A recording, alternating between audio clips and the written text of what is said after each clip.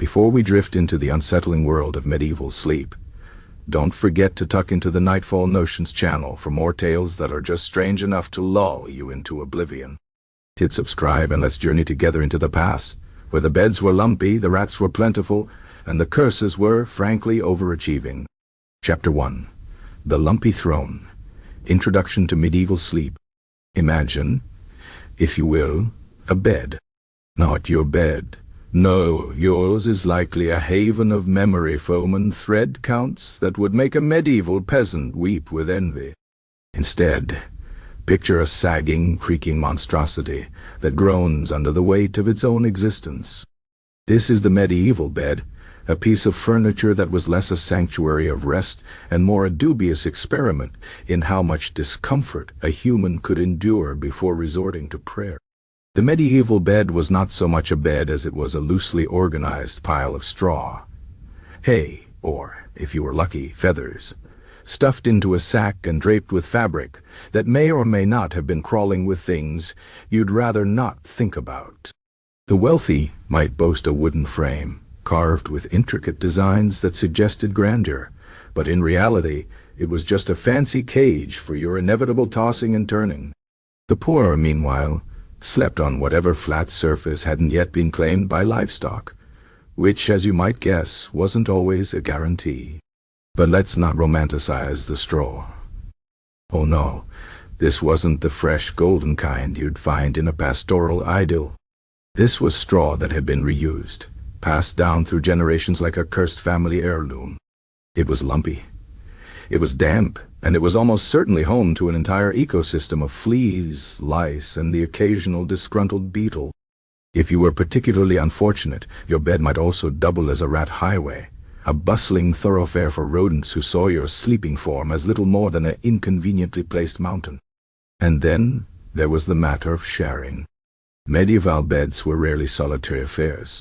Privacy was a luxury few could afford, so it was common for entire families to pile onto a single mattress, limbs tangling in a nightly struggle for dominance. Servants might sleep at the foot of their master's bed not out of loyalty, but because floor space was at a premium.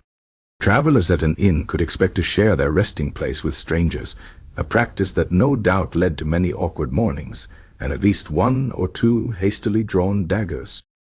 But perhaps the most unsettling aspect of the medieval bed was its reputation for being cursed. Not in the dramatic, ghostly sense, though there were certainly tales of haunted bedsteads, but in a slow, creeping way. These beds were where people died, not just occasionally, but frequently. Illnesses festered in the damp straw, and the close quarters meant contagion, spread like gossip. To climb into a medieval bed was to surrender yourself to the whims of fate, to accept that you might not wake up, or worse, that you'd wake up itching. And so, the bed became a symbol of both rest and peril, a place where the line between sleep and death blurred uncomfortably. It's no wonder people regarded them with a mix of resignation and suspicion. After all, when your bed is lumpy, your companions are questionable, and your mattress is a breeding ground for pestilence, it's hard not to feel a little cursed. This, dear listener, is where our story begins, not with a bang, but with a creak of wood and a rustle of straw. The medieval bed was many things, but it was rarely kind. And as we'll soon discover, its curses ran deeper than fleas and foul smells.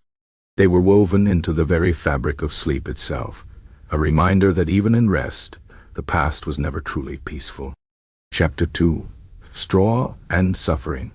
The Making of a Medieval Mattress. If you thought the medieval bed sounded uninviting, wait until you hear about the mattress, or rather, the sad approximation of one that passed for comfort in an age before springs, foam, or the concept of hygiene. The medieval mattress was not an object of luxury.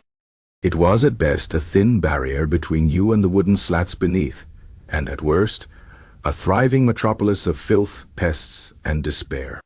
Let us begin with straw, the undisputed king of medieval bedding. Straw was cheap, abundant, and marginally better than sleeping directly on the floor.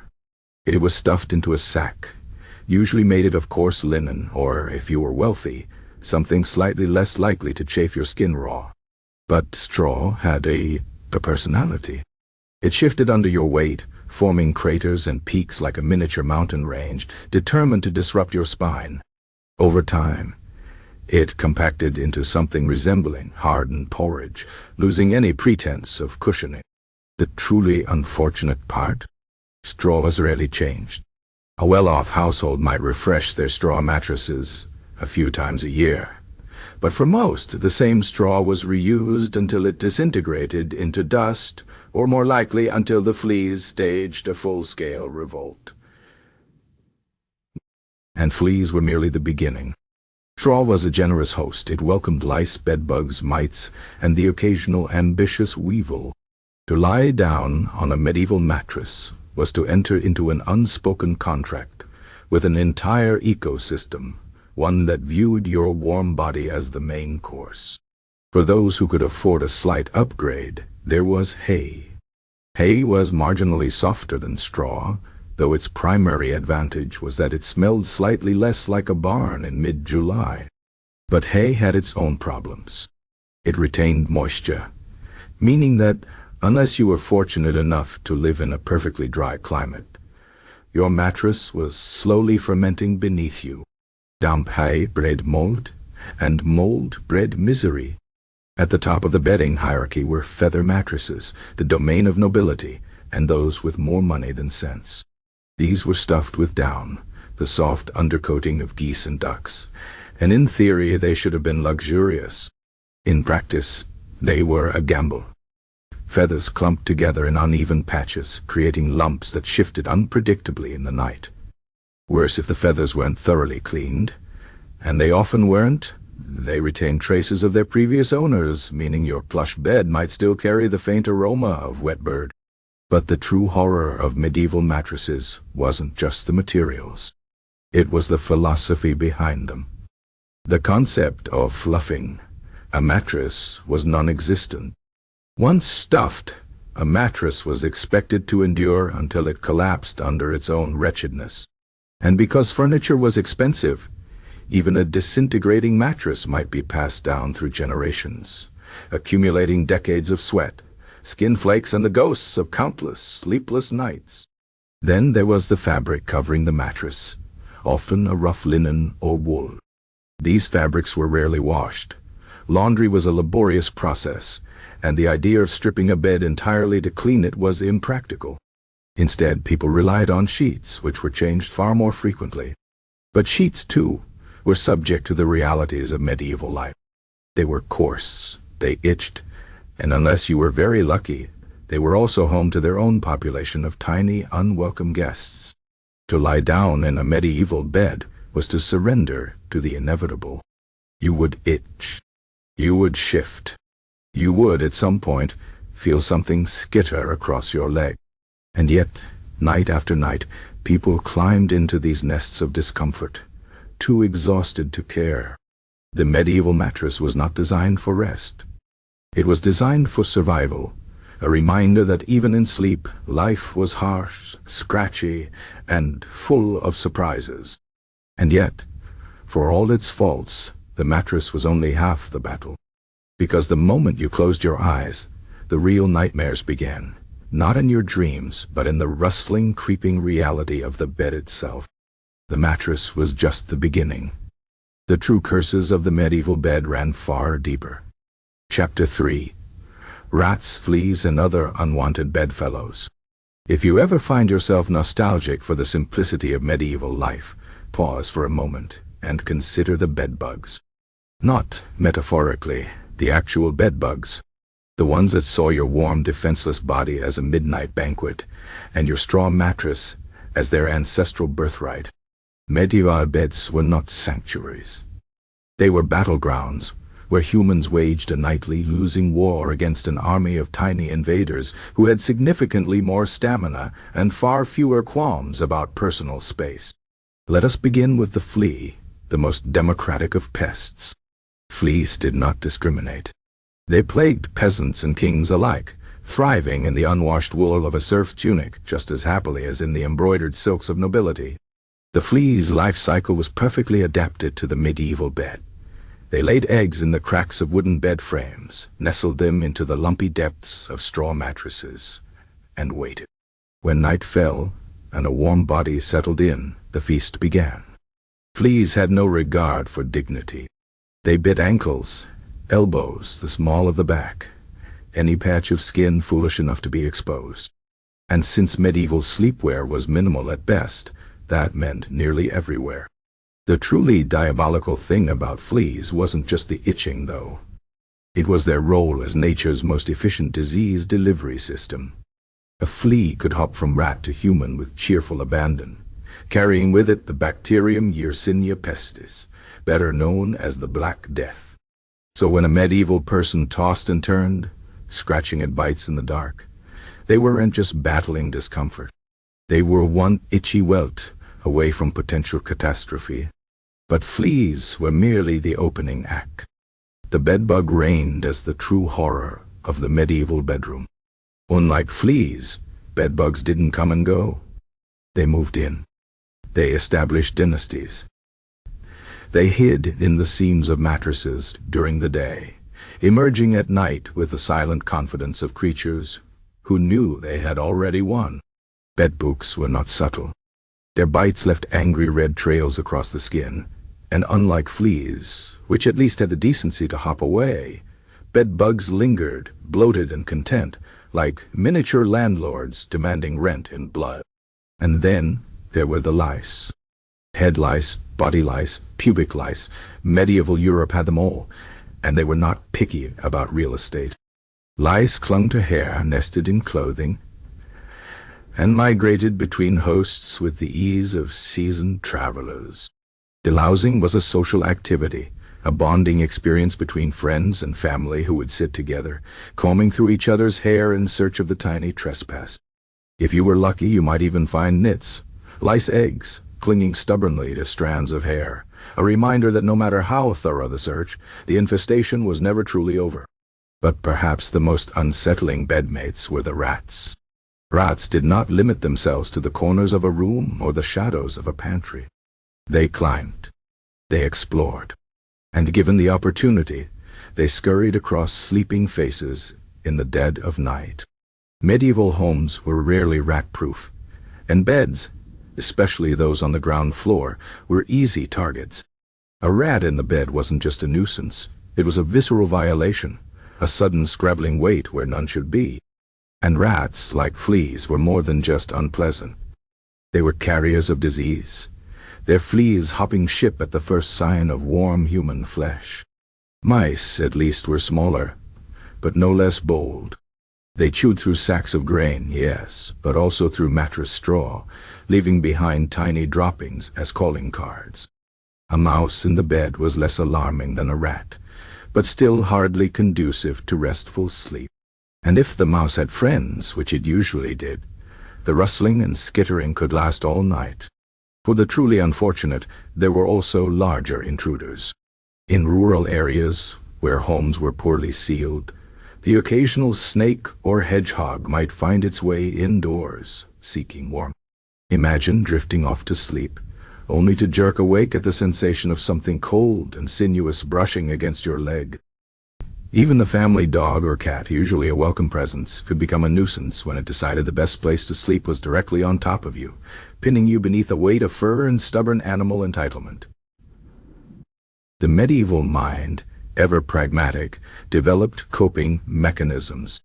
Herbs, like lavender and mint, were strewn across bedding in an attempt to repel pests. Some slept with small dogs on their beds, not for companionship, but because the dogs would attract fleas away from their owners. The dogs, of course, paid the price for this service. Others simply accepted the inevitable scratching and shifting through the night, knowing that sleep was not a guarantee so much as a temporary ceasefire in an endless war. And so, night after night, medieval people climbed into beds that crawled with life, just not the kind they wanted. The pests were relentless, the itching was constant, and the only certainty was that no matter how many times you shook out the straw or burned the sheets, the tiny invaders would return. In the dark, as fleas danced and bedbugs feasted, The line between waking and dreaming blurred into one long, scratchy haze. The bed was supposed to be a refuge. Instead, it was a lesson in humility. A reminder that no matter how grand your castle or how fine your linens, you were never truly alone. And sometimes, in the quietest hours of the night, the rustling in the straw was not your imagination. It was something worse. Chapter 4. The Curse of the Bedbug, Superstitions and Realities. When the itching began, and it always began, medieval people did not simply blame the fleas. No, that would have been too straightforward. Instead, they wove elaborate explanations, tales of curses cast by jealous neighbors, demons sent to punish the wicked, and restless spirits who clung to bedding like invisible parasites. The bedbug was not merely an insect. It was an omen, a sign, proof that the unseen world was just as real as the lumps in the mattress. Take, for example, the widespread belief that bedbugs were the work of witches. A woman with a grudge could, according to popular lore, curse an enemy's bed simply by whispering over a handful of dust. The dust would transform into biting creatures, infesting the mattress and ensuring that the victim never slept soundly again. This was not mere superstition. It was a genuine fear that led to real accusations. More than one unfortunate soul was dragged before a court on the charge of sending bedbugs to torment their neighbors. A crime that seems ridiculous today, but was deadly serious in an age where sleep was already hard-won. Demons, too, were frequent scapegoats for nighttime miseries. The incubus and succubus, male and female demons respectively, were said to visit sleepers, sitting upon their chests to induce nightmares or worse. But lesser demons also lurked in the shadows of the bedchamber, tiny and malicious, pinching sleepers or burrowing into their bedding to cause unseen torment. When a child woke with unexplained scratches or a man found himself inexplicably bruised, the blame often fell on these invisible pests. Then there were the spirits of the dead, particularly those who had died in the bed itself, a common enough occurrence in an era when most deaths happened at home. A restless soul might linger, clinging to the place where it had drawn its last breath, and what better way to express discontent than by making the living equally uncomfortable? Sheets that tangled inexplicably, cold spots in the mattress, the sensation of being watched in the dark. All were signs that the bed was haunted. Some families went so far as to burn a bed after a death, not out of hygiene, but to ensure the spirit moved on rather than settling in for an eternal haunting. Of course, not all supernatural explanations were quite so grim. Brownies, hobgoblins, and other household spirits were sometimes blamed for nighttime disturbances, though these creatures were more mischievous than malicious. A brownie might tug at blankets or rearrange pillows, not out of malice, but because it enjoyed the game. The solution was not to drive the creature away. That would bring bad luck, but to appease it with offerings of cream or bread, a small price to pay for a marginally quieter night. The church, ever ready to provide answers, offered its own interpretations.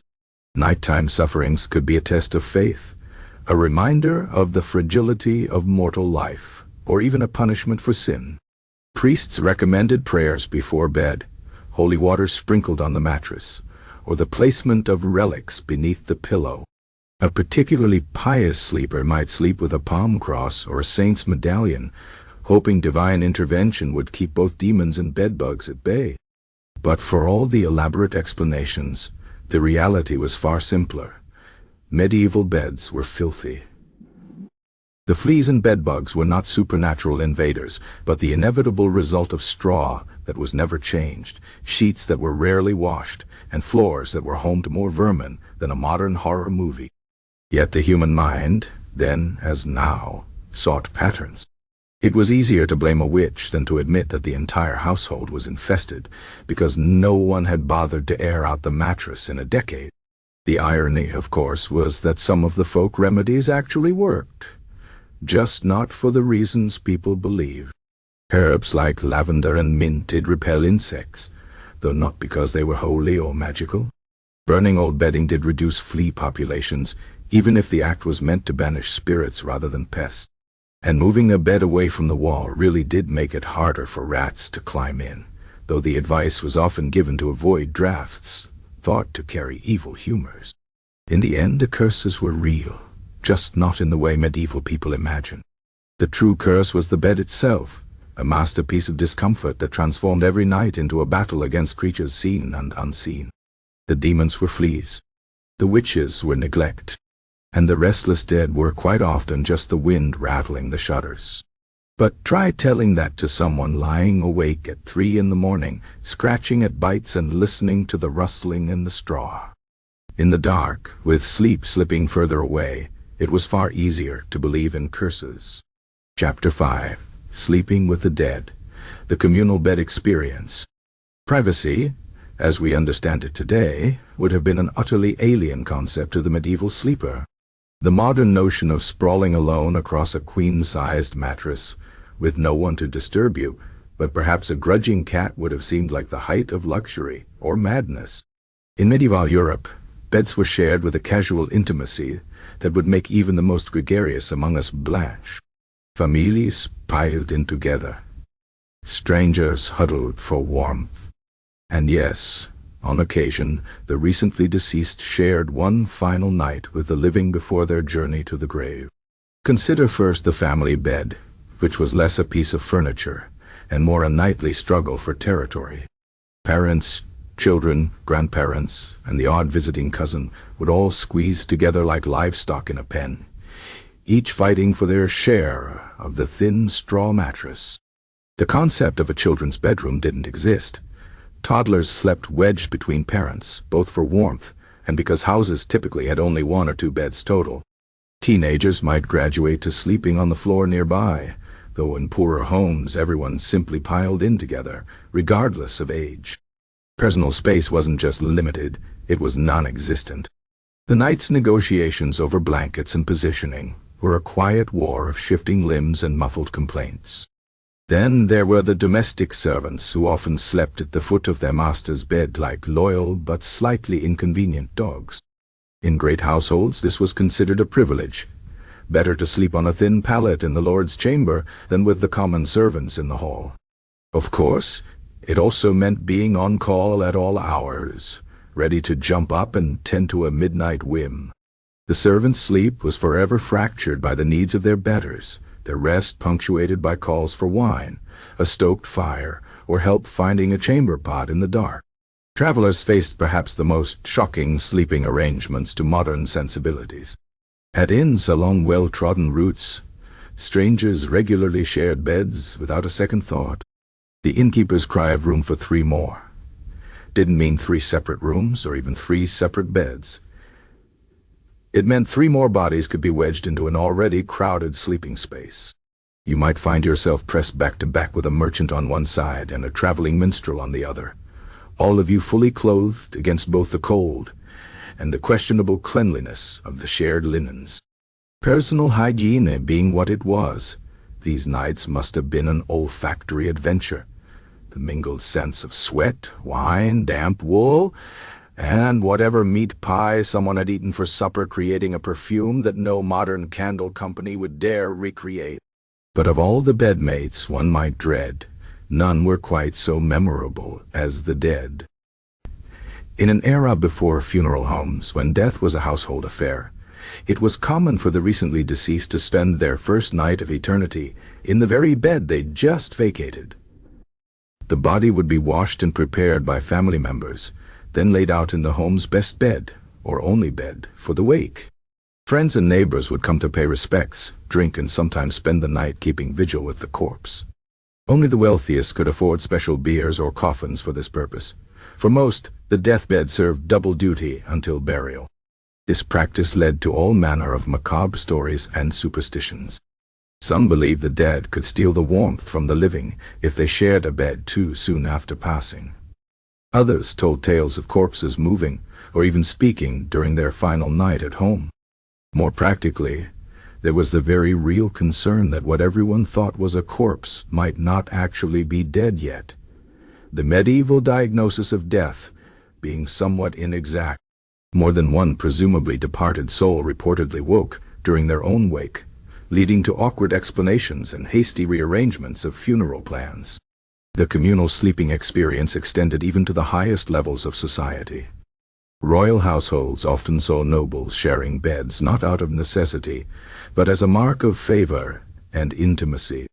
Two kings might share a bed as a show of political unity, though hopefully with more space than the common folk enjoy. The famous Bayeux tapestry even depicts Harold Godwinson and William the Conqueror sharing a bed before their famous falling out, a detail that raises far more questions than it answers about medieval diplomatic protocols. What's perhaps most striking about these arrangements is how unremarkable they seem to contemporaries. The idea that one might sleep alone was considered strange, even suspicious. To reject bed sharing was to reject community itself, to declare yourself above the common bonds of humanity. The bed was a social space as much as a resting place, where stories were told, secrets whispered, and bonds reinforced through proximity. Yet for all this forced closeness, the medieval sleeper was in some ways more alone than we can imagine.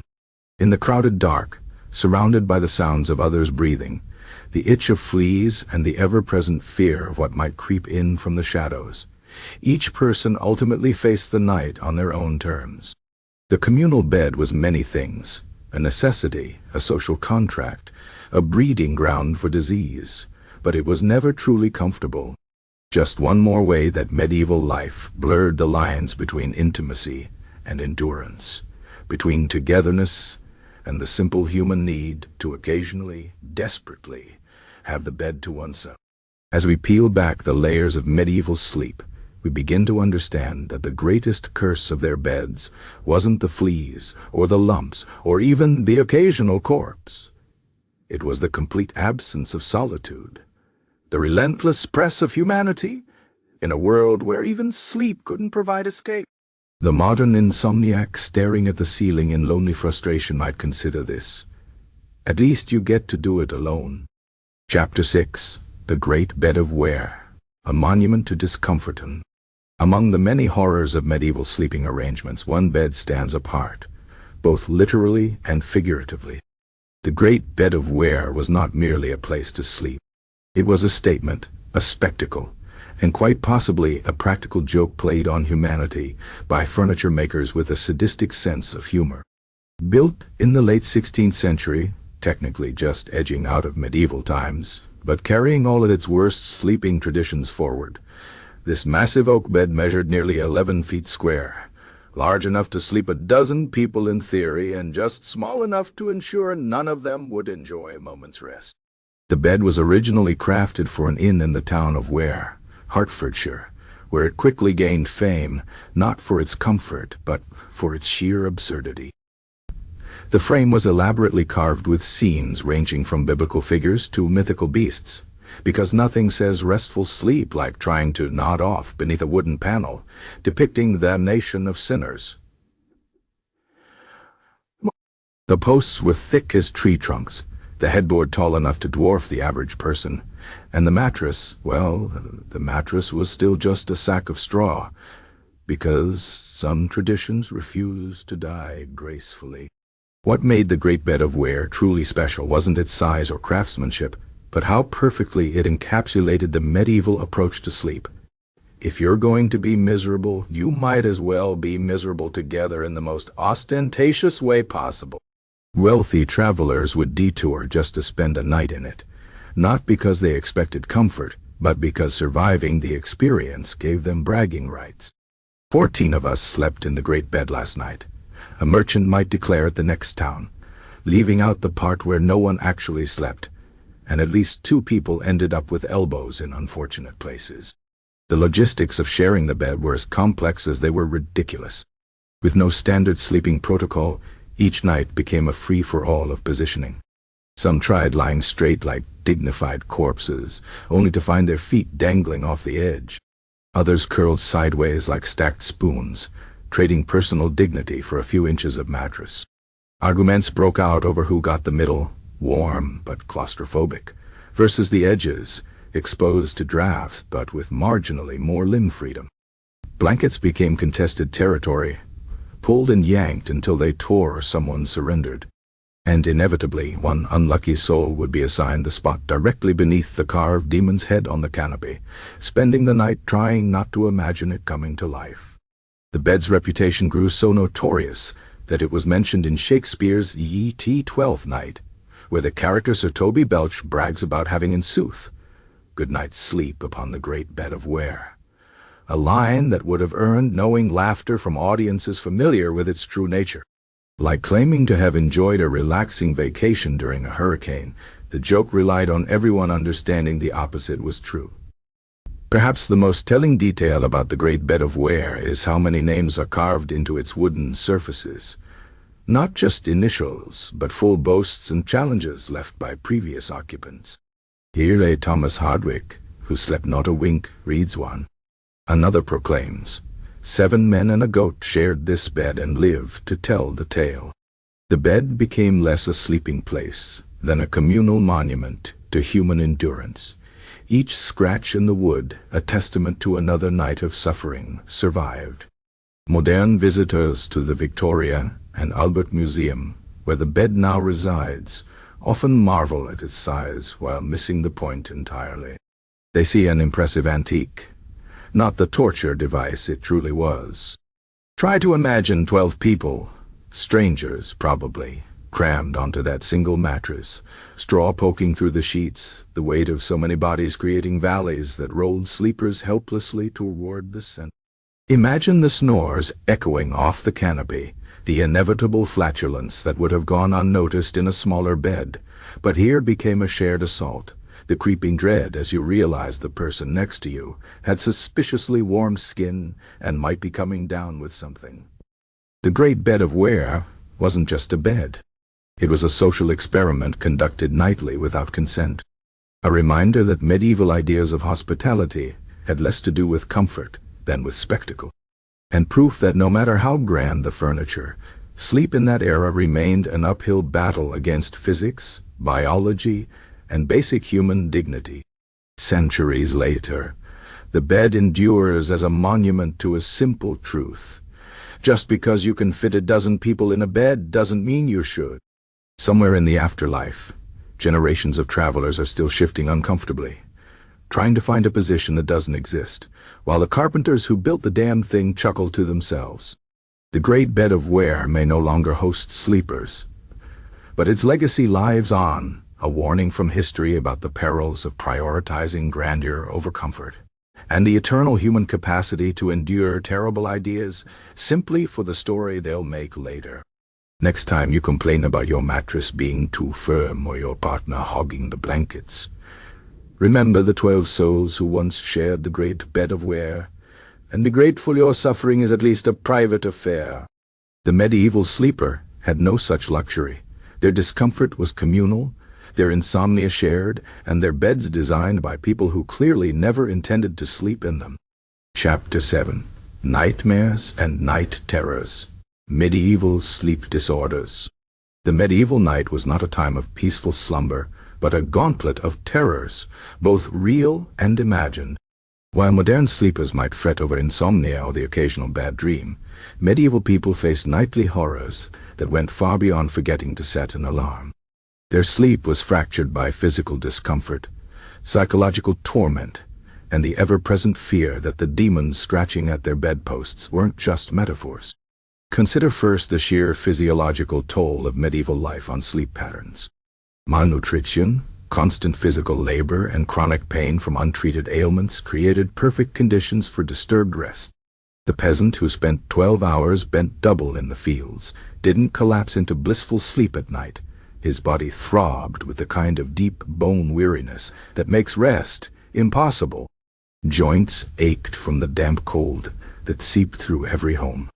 Teeth, ruined by coarse bread and lack of dentistry, sent pulses of agony through jaws at the slightest pressure. These weren't conditions conducive to sleep, but to a twilight state of exhausted wakefulness where every straw in the mattress might as well have been a nail. Then there were the dreams. Medieval dream theory held that nighttime visions came in 3 varieties: the divine, the demonic, and the digestive. Unfortunately, for most sleepers, The last two categories did most of the work. A diet of spoiled meat, moldy grains, and ale strong enough to dissolve parchment created a perfect storm of gastrointestinal distress that translated into feverish, lurid dreams. The medieval mind didn't need Freud to interpret these visions. They knew perfectly well that the demon dragging them through a field of screaming turnips probably meant they shouldn't have eaten that questionable sausage before bed. But the truly terrifying dreams fell into the demonic category. Medieval people didn't just have nightmares. They had full-scale supernatural invasions. The incubus sat on chests, stealing breath and leaving victims paralyzed with terror. The mare, from which we get nightmare, was a malevolent spirit that rode sleepers like horses, crushing them beneath invisible weight. These weren't abstract concepts but real visceral experiences, shaped by sleep paralysis, a phenomenon we now understand neurologically, but which medieval minds interpreted as literal demonic assault. The church capitalized on these fears, naturally. A bad dream might be more than just bad digestion. It could be a warning from God or temptation from Satan. Monasteries kept detailed dream journals where monks recorded their visions, searching for divine messages in the chaos of their subconscious. The average peasant, meanwhile, had more immediate concerns. Was that shadow in the corner just a trick of the firelight, or something waiting for him to close his eyes? Sleepwalking presented another layer of terror.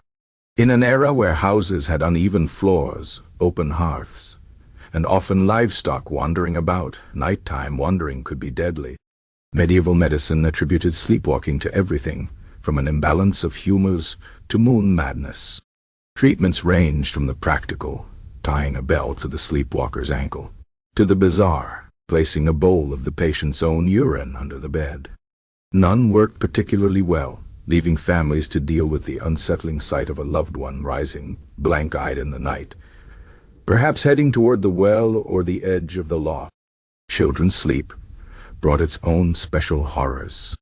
Medieval parents expected, and got, nightly visitations from things that went far beyond the modern bogeyman.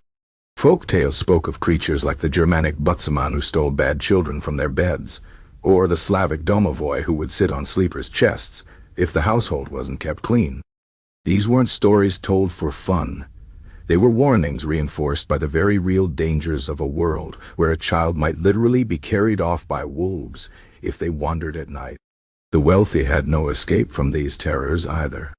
A knight might retire to his curtained bed, only to relive battlefield horrors in his dreams. Noblewomen, trapped in political marriages, likely suffered anxiety dreams about childbirth, the leading cause of death for women of their class. Even kings weren't immune. Henry IV of England reportedly had such violent nightmares that his attendants feared to sleep near him.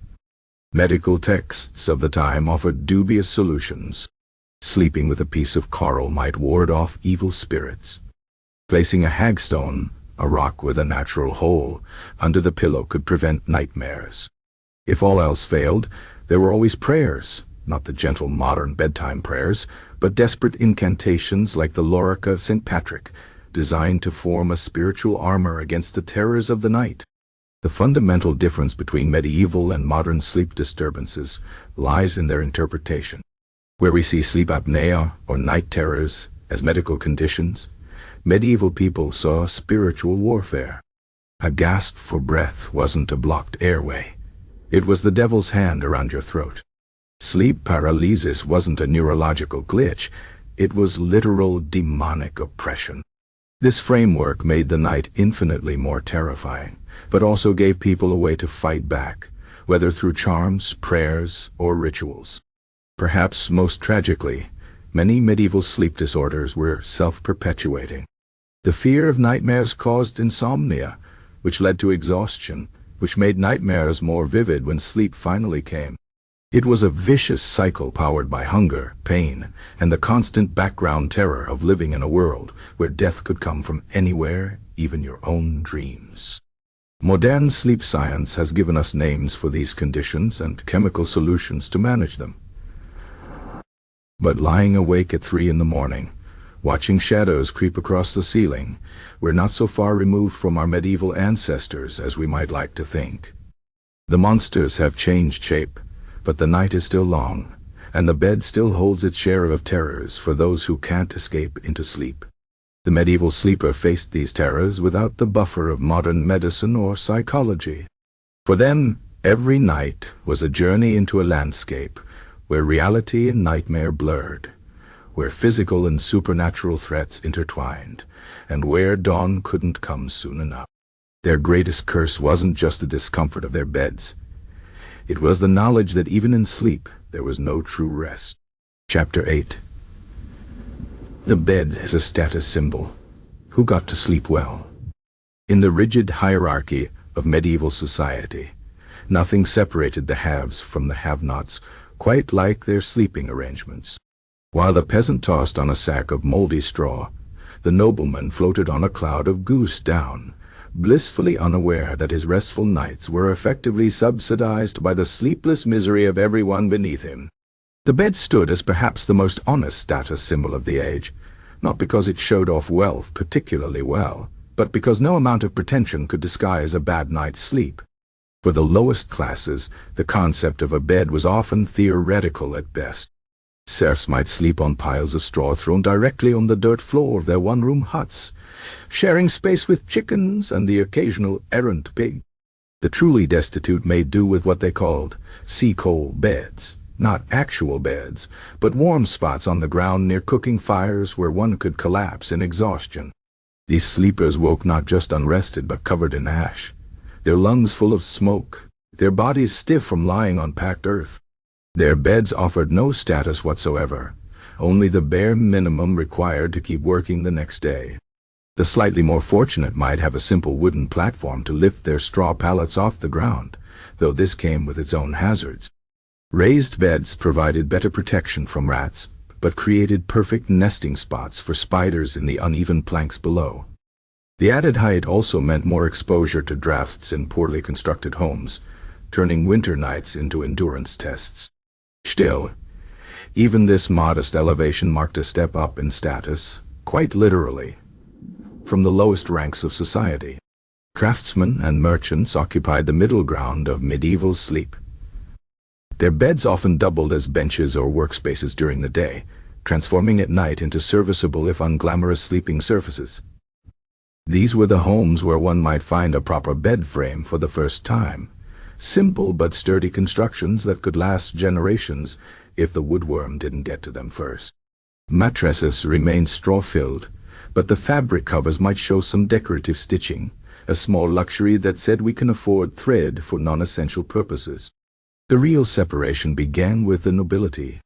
For them, beds weren't just furniture but statements of power. A lord's bed often cost more than a peasant's entire house, carved from expensive woods and draped with fabrics imported from across Europe. The wealthiest slept on mattresses stuffed with feathers so fine they required regular beating to maintain their loft, a task that occupied servants for hours each week. These beds became stages for political theater, with important guests sometimes received in the bedchamber as a mark of particular favor. Royalty took bed symbolism to absurd heights. The French King Charles VI had a bed with a mechanism that made stars move across its canopy, because apparently sleeping beneath actual stars wasn't pretentious enough. English monarchs often conducted state business from their beds, receiving petitioners while propped up on silk-covered bolsters. The message was clear. The ruler's very sleep was a matter of national importance, and their luxurious repose contrasted sharply with the sleepless toil of their subjects.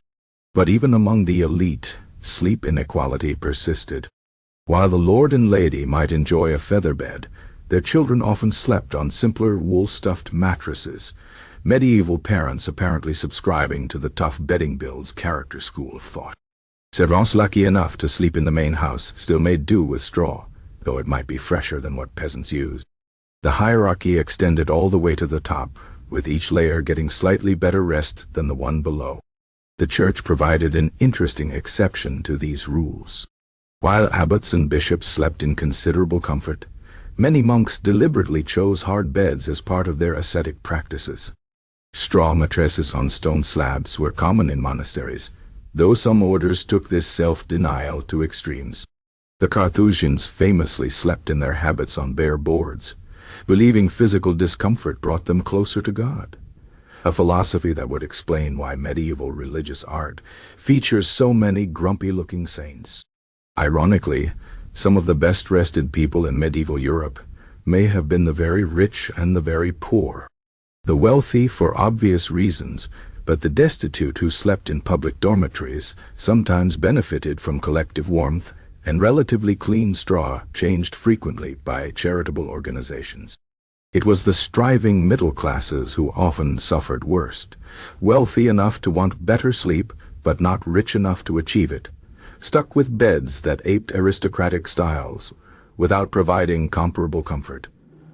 The bed's role as status symbol reached its peak in the practice of best bed inheritance. Wealthy families would pass down their finest bed as an heirloom, sometimes specifying its recipient in wills. This wasn't just about comfort. The best bed represented the family's standing, its curtains and carvings displaying their taste and connections. Some beds became so iconic they were mentioned in literature and legal documents, their fame outliving their original owners. Yet for all the stratification, medieval sleep had a curious leveling effect. However soft the mattress, everyone still faced the same nightly uncertainties. The nightmares, the bedbugs, the fear of not waking up. The lord in his curtained bed might be marginally more comfortable than the peasant in the byre, but neither could escape the essential vulnerability of sleep. In the dark, with the fire burned low, all people were equal in their need for rest and their fear of what the night might bring. This paradox explains why beds became such powerful symbols. They represented both the stark inequalities of medieval life and the universal human experiences that transcended them. Peasant dreaming of a softer bed and the king worrying about assassins were, in their way, sharing something fundamental: the understanding that sleep is never guaranteed and that no amount of wealth or status can fully protect you from the mysteries of the night. Chapter 9. Healing Herbs and Dubious Remedies. The medieval pursuit of sleep was a desperate alchemy of hope, superstition, and sheer exhaustion. Faced with lumpy mattresses, biting insects, and the ever-present dread of nightmares, people turned to an arsenal of remedies that ranged from the mildly helpful to the actively hazardous. Medieval sleep aids were a testament to human ingenuity, if by ingenuity one means the willingness to try anything, no matter how absurd or potentially lethal. Consider first the relatively benign world of herbal remedies. Lavender, chamomile, and valerian root were common sleep aids, often sewn into small cloth bags and tucked beneath pillows. These actually worked, to a point. Modern science confirms their mild sedative properties, but medieval application tended to undermine their effectiveness. A peasant might stuff a handful of dried lavender into a sack already teeming with fleas, creating a bizarre sensory experience that combined calming fragrance with relentless itching. Valerian, while effective, smells like old socks left to rot in a damp cellar, which perhaps explains why so many medieval sleepers preferred to simply remain awake.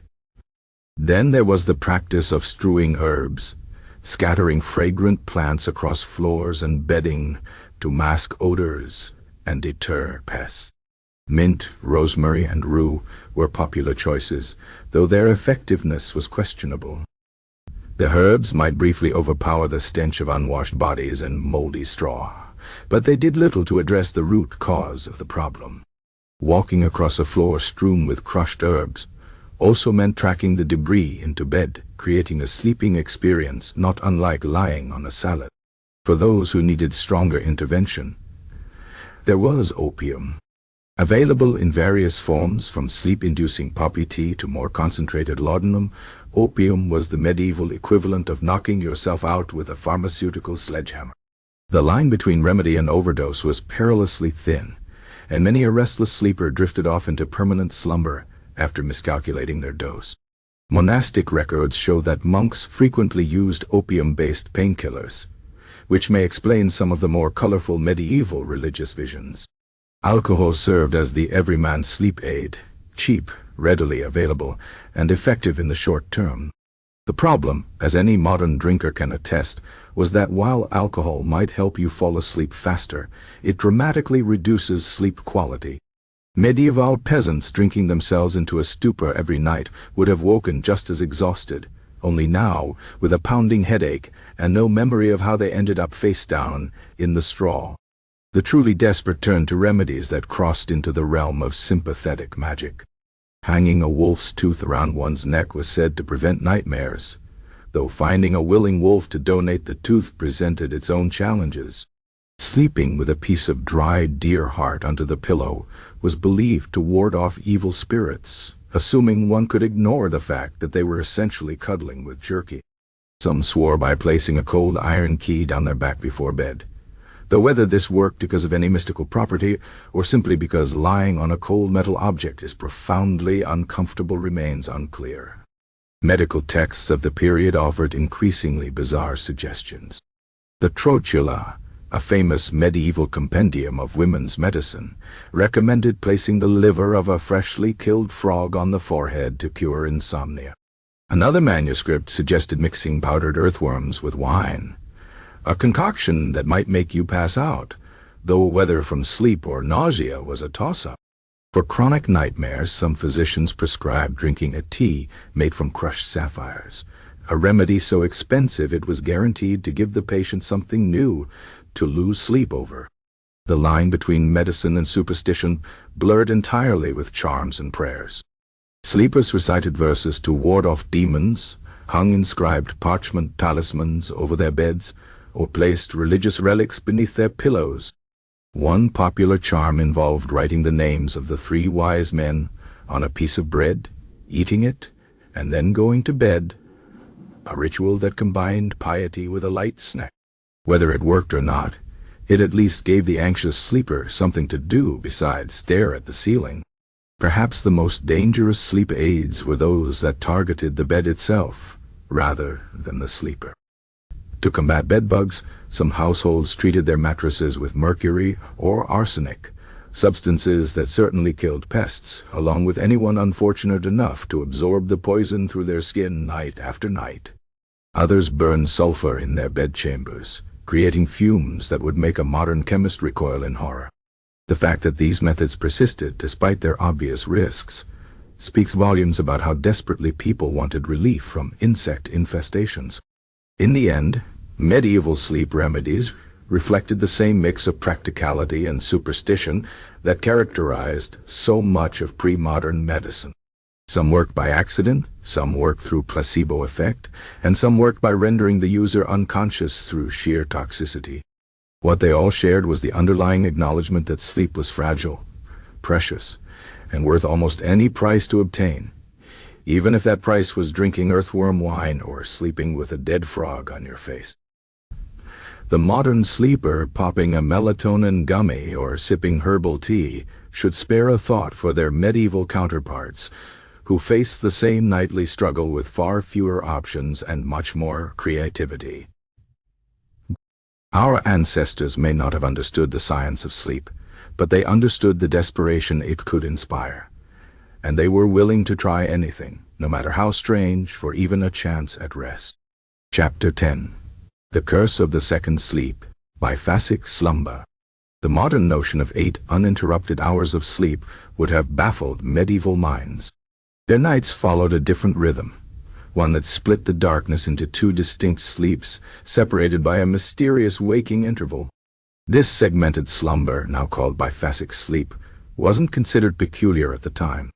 But to contemporary eyes, the phenomenon looks like yet another way medieval beds refused to cooperate with human needs, enforcing their own strange rules on exhausted occupants. Historical records and personal diaries reveal a consistent pattern across medieval Europe. People typically retired shortly after dusk, slept for 3 to 4 hours, then awoke around midnight for what they called the watch or watching hour. This waking period might last an hour or more, before sleep reclaimed them until dawn. The interim time wasn't spent tossing and turning in frustration, but engaged in quiet activities. Prayer, contemplation, intimate conversation, or even visiting neighbors. Some craftsmen used the time for work, their hands moving by candlelight while the rest of the household slept on. This nocturnal intermission carried different names across cultures. The French called it dorveille, sleep-wake. English texts refer to it as the watching. Whatever the term, the experience was universal enough that no one thought to remark on it as unusual. That is, until artificial lighting and industrialization trained humans to expect uninterrupted sleep, making our ancestors' rest patterns seem alien and disordered by comparison. The mechanics behind Biphasic sleep reveal an elegant adaptation to pre-industrial life. In a world lit only by fire, winter nights could stretch 14 hours or more in northern latitudes. Attempting to sleep straight through would have been impractical for all but the most exhausted bodies. The waking period provided a natural interval to tend fires, check on livestock, or relieve oneself without venturing into the cold darkness. Some historians suggest it may have been the most common time for marital intimacy, when other distractions had faded and bodies were rested enough from the first sleep to engage in amorous pursuits. But this natural rhythm took on sinister overtones in the medieval imagination. The waking interval became prime time for supernatural anxieties.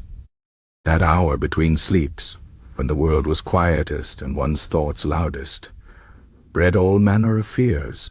Was that creaking sound just the house settling, or something moving in the darkness?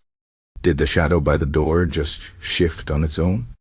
The mind, not yet fully alert but no longer asleep, proved fertile ground for nightmares that spilled into waking life. The Church capitalized on this vulnerable period. Monastic rules prescribed midnight prayers during this natural waking time, turning what could have been a moment of quiet reflection into an occasion for spiritual vigilance. Prayer manuals warned that demons were most active during these hours, preying on souls neither fully asleep nor fully awake. Some theologians even suggested that the midnight waking was God's design, specifically to allow for uninterrupted prayer, a theory that conveniently aligned with church interests. Medical texts of the period pathologized the experience in their own way. Physicians warned that waking at midnight could indicate an imbalance of humors, particularly an excess of black bile causing melancholy. Their prescribed remedies, bleeding, purging, or consuming vile-tasting tonics, may well have made patients more miserable than the original waking itself. The wealthier classes, able to afford such medical interventions, thus found themselves cured of their natural sleep patterns through the miracle of medieval medicine making everything worse. The connection between Biphasic sleep and the perception of cursed beds becomes clear when we consider how the experience would feel without cultural context. Imagine lying awake at 2 a.m. Your first sleep ended, but the next not yet ready to claim you, in a bed already crawling with fleas and stuffed with lumpy straw. Every unfamiliar sound would take on ominous significance. The rustling in the thatch could be rats, or something worse. The cold draft might just be wind, or the breath of some unseen presence. In such moments, the bed itself seemed to conspire against rest, holding its occupant in a liminal state between sleep and waking where imagination and reality blur. This midnight interval also became prime time for experiencing sleep paralysis, that terrifying phenomenon where the mind awakens before the body, leaving one temporarily unable to move. Medieval people interpreted these episodes as supernatural attacks, often blaming demons or witches for pressing upon them. The incubus and succubus of legend may well have their origins in these sleep paralysis experiences occurring during the vulnerable watching hour.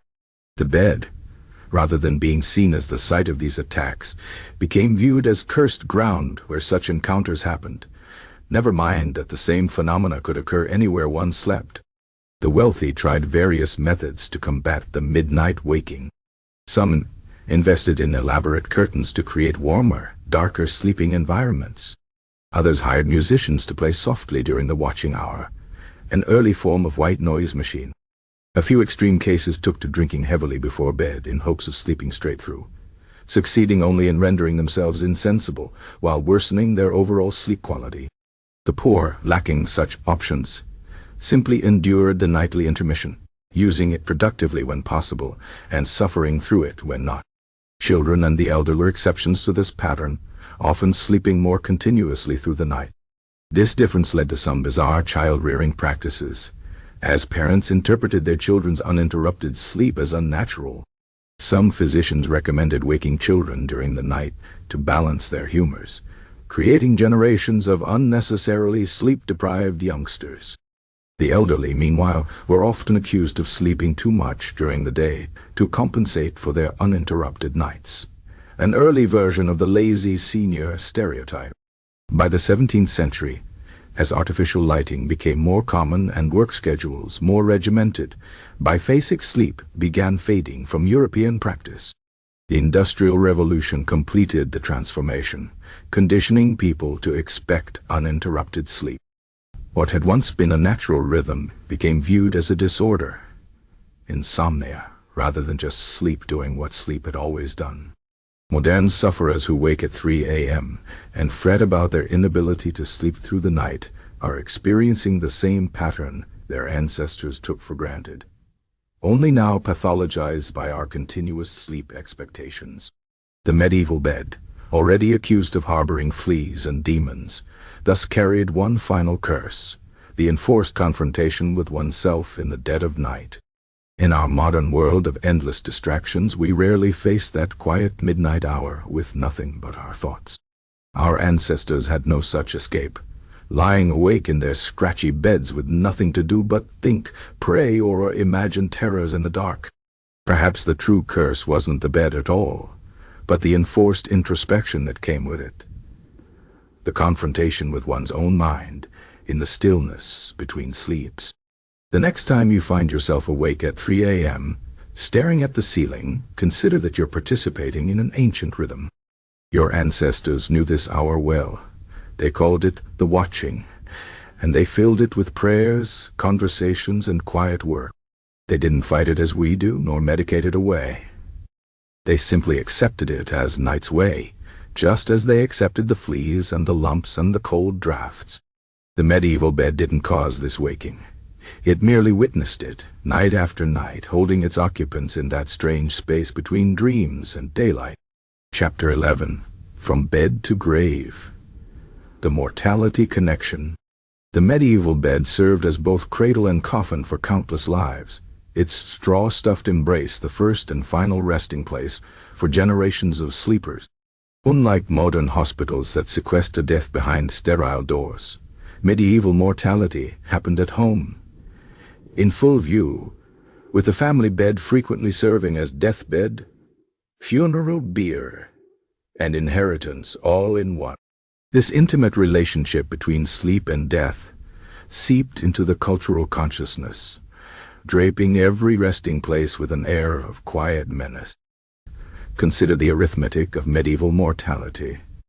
With life expectancy hovering around 35 years, though skewed by high infant mortality, death was a constant housemate. Childbirth, plague, infections, injuries, and simple aging all conspired to make the family bed a revolving door of life's arrivals and departures.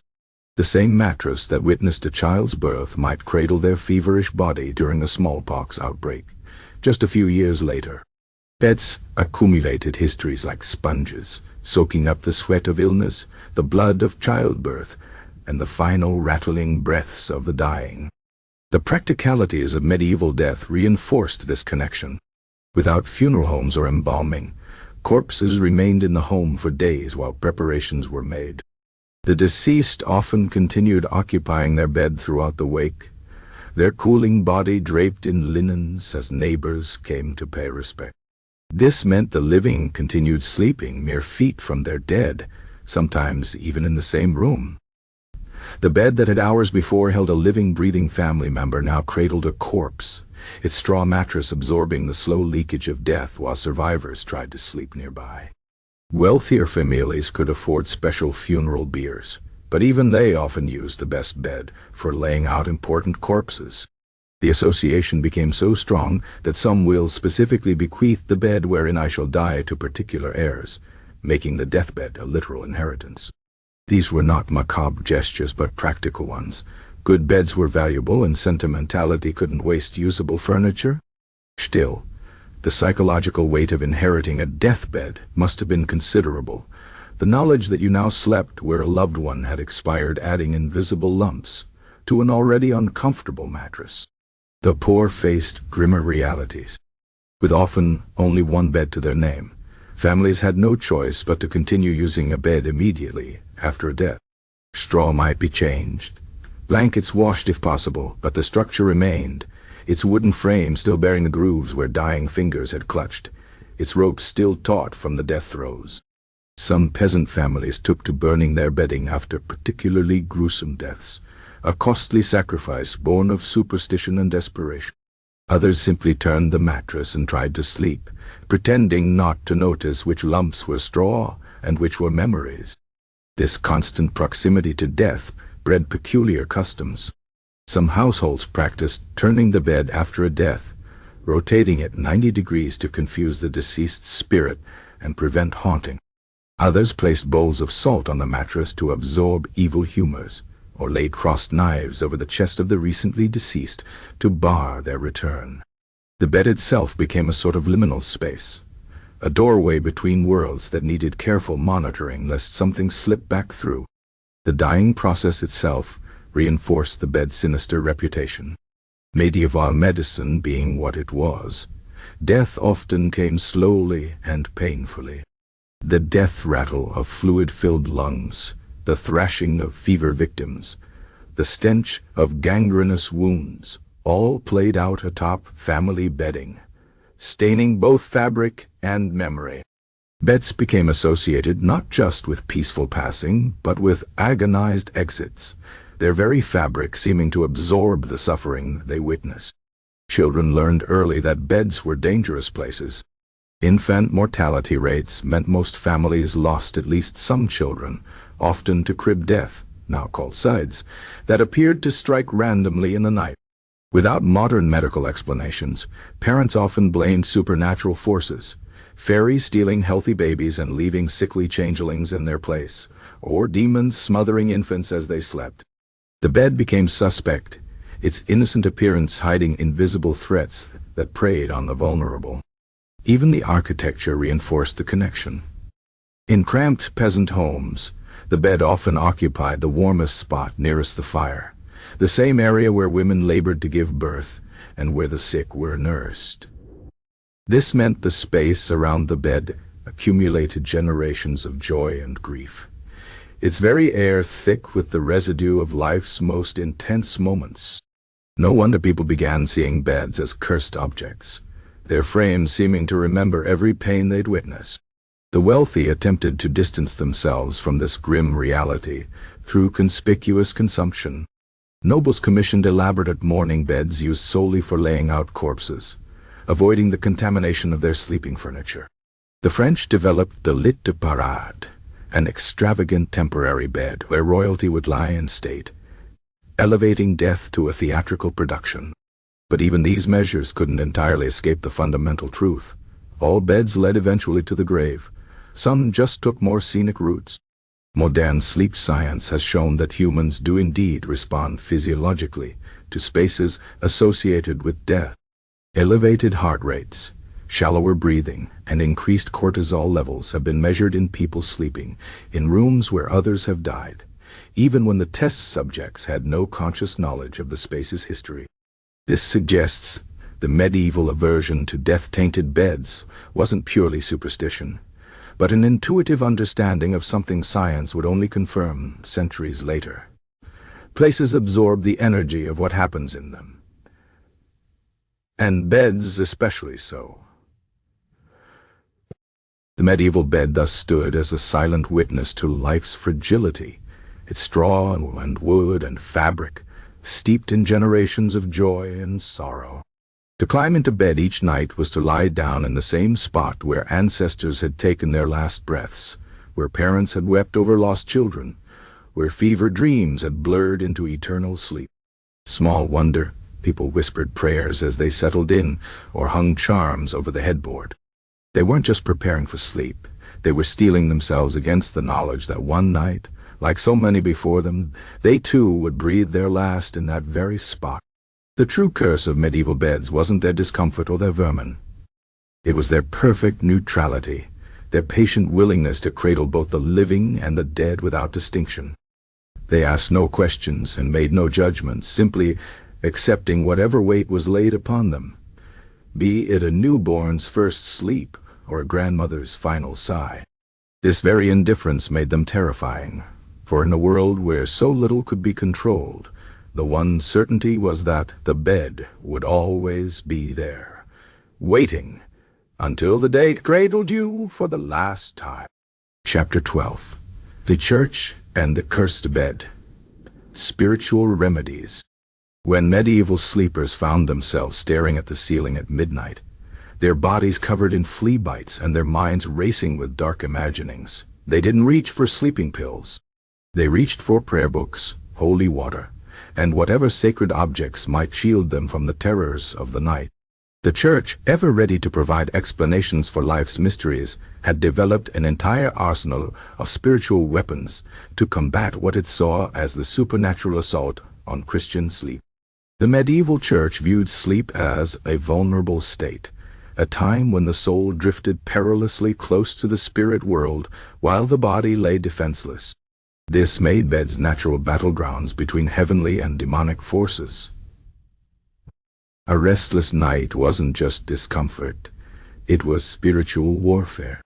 Parish priests found themselves regularly called upon to bless homes, and particularly beds, using rituals that blended Christian symbolism with older folk traditions. Holy water was sprinkled across mattresses. Crosses were carved into bedposts.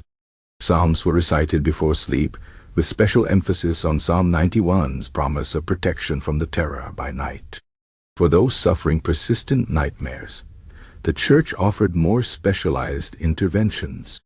The story of St. Christopher became particularly popular as a sleeping aid, with many keeping images of the saint near their beds. The rationale was simple. If Christopher could bear the weight of Christ across a river, surely he could prevent demons from pressing down on sleepers' chests. Other saints developed niche specialties in sleep protection. Saint Anne guarded against nightmares about family members. Saint Bartholomew protected against dreams of being flayed alive, a surprisingly common medieval anxiety. Saint Julian the Hospitaller became the patron of restless travelers trying to sleep in unfamiliar beds. The monastic tradition developed its own approaches to nocturnal spiritual dangers. Monks slept fully clothed, both for practical reasons and as symbolic armor against nighttime temptations. Their dormitories were often arranged so that more senior monks slept near entrances, forming a protective barrier for their younger brethren. Some orders maintained perpetual prayer cycles through the night, ensuring that while individual monks might sleep, the collective vigilance of the monastery never faltered. This created the comforting notion that someone was always watching, even when you couldn't stay awake yourself.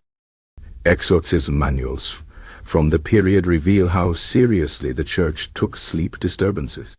What modern medicine would diagnose as sleep paralysis or night terrors were often interpreted as demonic oppression requiring formal intervention. The Rituale Romanum contained specific prayers for those afflicted by nocturnal illusions, with instructions for sprinkling the bed with exorcised salt and tracing crosses on the sleeper's forehead with blessed oil. Some priests went further, prescribing nightly recitations of the Lord's Prayer while walking backwards around the bed. A practice that likely led to as many bruises as it did peaceful nights. Pilgrimage offered another solution for chronic sleep problems. The shrine of Saint Dymphna in Geel became famous for curing insomnia, drawing sleep-deprived pilgrims from across Europe. The relics of Saint Lucia, whose name derived from Lux, were believed to protect against both physical and spiritual darkness.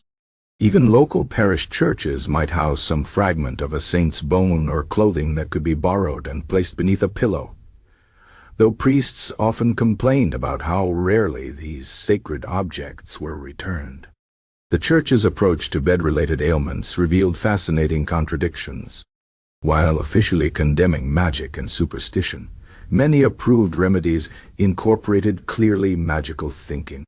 A prayer written on parchment and placed under the mattress differed little from a pagan charm in practice, if not in theory.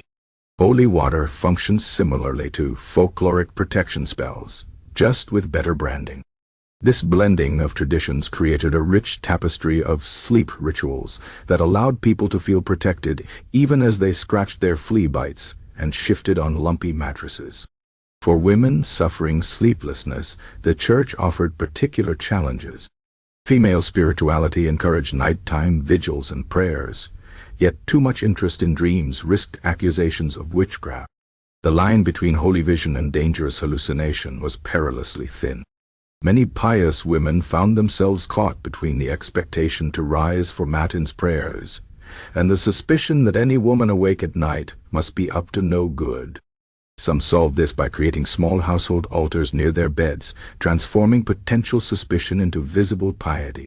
Children's sleep received special attention in religious instruction. The bedtime prayer, "Now I lay me down to sleep," has its roots in medieval protections against sudden death in the night. Parents taught children to sleep with their hands crossed over their chests, partly to prevent nocturnal emissions in adolescence, but also to maintain a prayerful posture should death come before morning.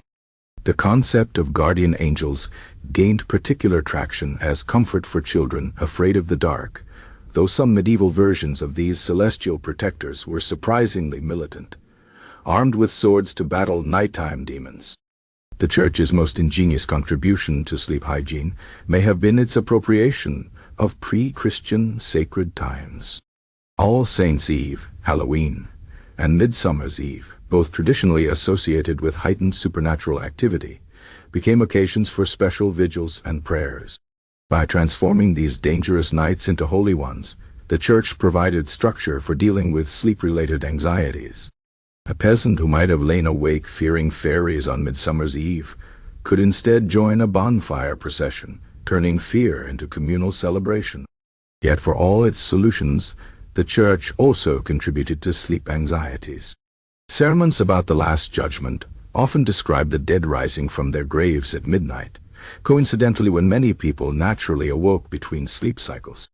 Tales of monks encountering demons in their cells reinforced the idea that nighttime was spiritually perilous. Even the comfortable notion of guardian angels carried implicit warnings.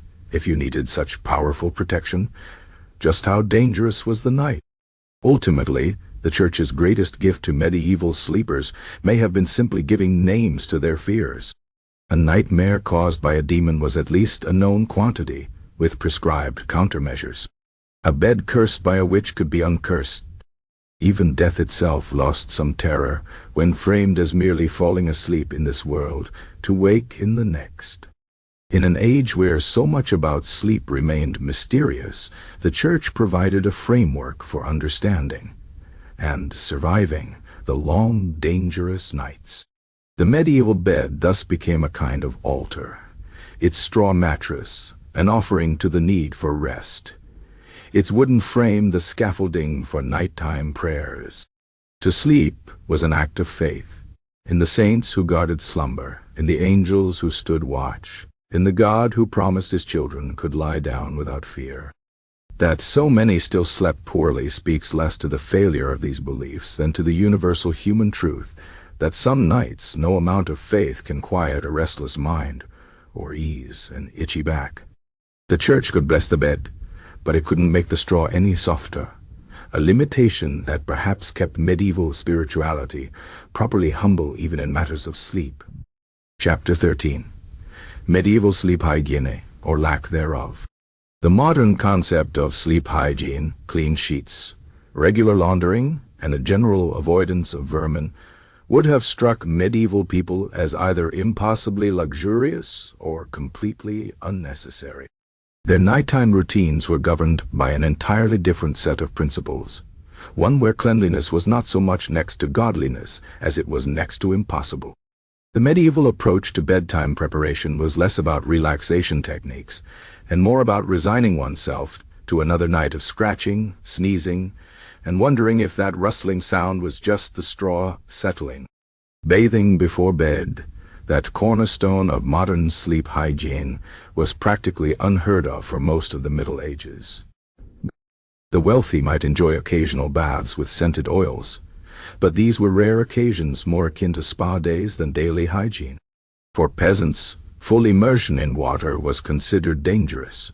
Physicians warned that it opened the pores to disease, so most contented themselves with washing hands, face, and feet before bed if they washed anything at all.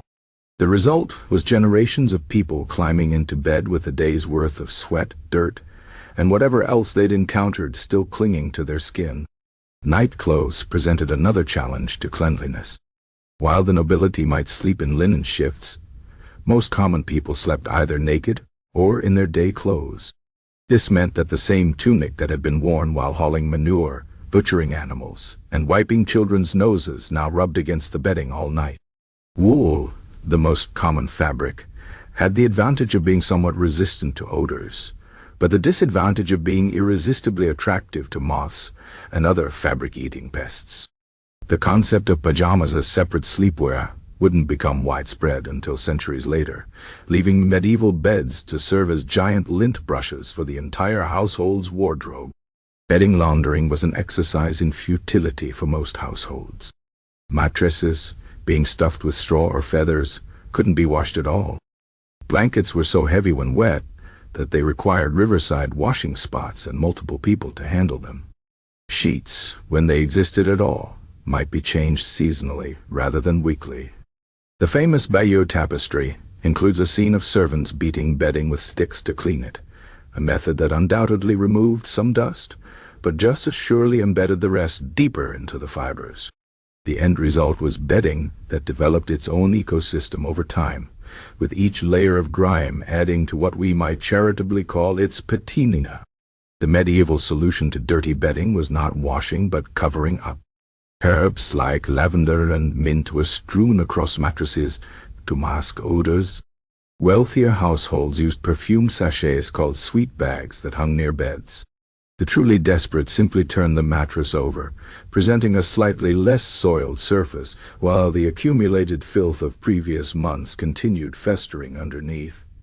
This practice gave rise to the expression, "Night-night, sleep tight, don't let the bedbugs bite," a cheerful rhyme masking the grim reality that bedbugs were almost certainly present and definitely biting. Dental hygiene before bed was another area where medieval practices fell short by modern standards. The concept of brushing teeth hadn't yet taken hold, though some adventurous souls might rub their teeth with a cloth or chew on aromatic twigs. The resulting nighttime breath, combined with ever-present sinus infections and tooth decay, created bedroom atmospheres that could fell a modern person at 20 paces. Some herbal mixtures promised to sweeten the breath before bed, but these were essentially medieval breath mints, temporarily masking the problem while doing nothing to solve it. Hair care at bedtime followed similarly questionable practices. Women were advised to brush their hair 100 times before bed to distribute natural oils. A fine idea in theory, but less effective when the hair in question already housed a family of lice. Men's fashion of the period often included elaborate beards that went similarly unwashed, turning facial hair into a kind of organic snack storage system. Bed curtains and pillows must have absorbed decades of hair oil, creating a permanent greasy sheen that no amount of herb strewing could overcome.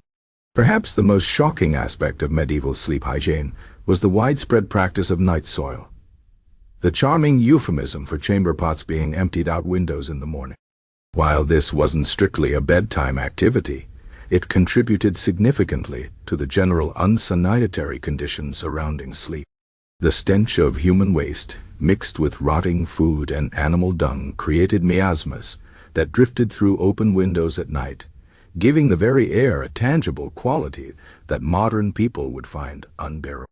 That anyone could sleep through this assault on the senses speaks volumes about medieval exhaustion levels. Children's bedtime routines were, if possible, even less hygienic than adults.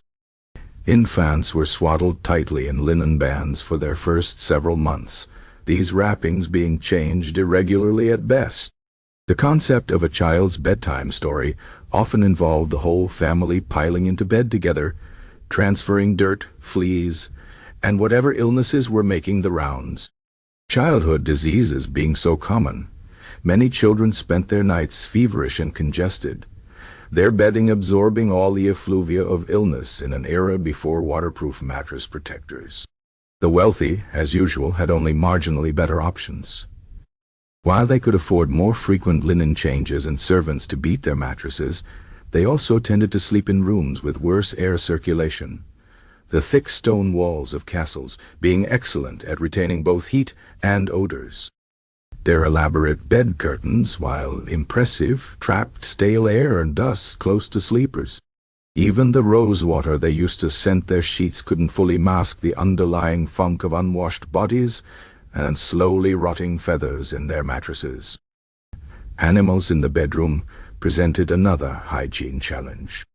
Dogs, cats, and even pet birds commonly shared sleeping quarters with their owners. While this provided warmth in winter, it also meant sharing beds with creatures whose ideas of personal hygiene were even more relaxed than their owners. Manuscript illustrations frequently show dogs curled up at the foot of beds, their fleas no doubt making themselves equally at home. The modern obsession with keeping pets off furniture would have struck medieval people as bizarre. Where else was the dog supposed to sleep? The cumulative effect of all these practices was bedding that became, over time, less a sleep surface and more a biological archive. A well-used medieval mattress could contain layers of sweat, skin cells, blood, spilled food, and whatever small creatures had taken up residence. A veritable timeline of its owner's life, written in stains and smells. That people continued using these beds for decades speaks to both the economic value placed on furniture and the remarkable adaptability of the human nose. Modern sleep scientists would shudder at these conditions, and with good reason. Poor sleep hygiene contributes to everything from skin infections to respiratory problems. Yet medieval people had no such knowledge, and likely wouldn't have changed their habits even if they did. When survival is a daily challenge, changing sheets weekly falls rather low on the priority list. Their version of sleep hygiene was simply enduring whatever the night brought, itching, odors and all, and hoping to wake up alive in the morning. The true miracle isn't that medieval beds were so filthy by our standards, but that people managed to sleep in them at all. Between the physical discomfort, the constant scratching, and the ever-present stench, falling asleep required either tremendous exhaustion or an almost zen-like acceptance of discomfort. Perhaps this explains the medieval embrace of spiritual sleep aids. When your bedding itself is a trial, you'd better believe there's a saint who can help you endure it. Chapter 14. The Invention of the Four-Poster, a flea-free fantasy. The four-poster bed emerged slowly from the medieval gloom, like a vision of celestial comfort, its canopy promising protection from everything that made nighttime miserable. Here at last was an attempt to civilize sleep, to create a fortress against drafts, pests, and prying eyes. The wealthy embraced these towering structures as status symbols, while the poor gazed upward in wonder, imagining what it might be like to sleep in something that didn't actively hate them. Early versions appeared in the 13th century as simple frames with curtains, designed primarily for privacy in crowded households.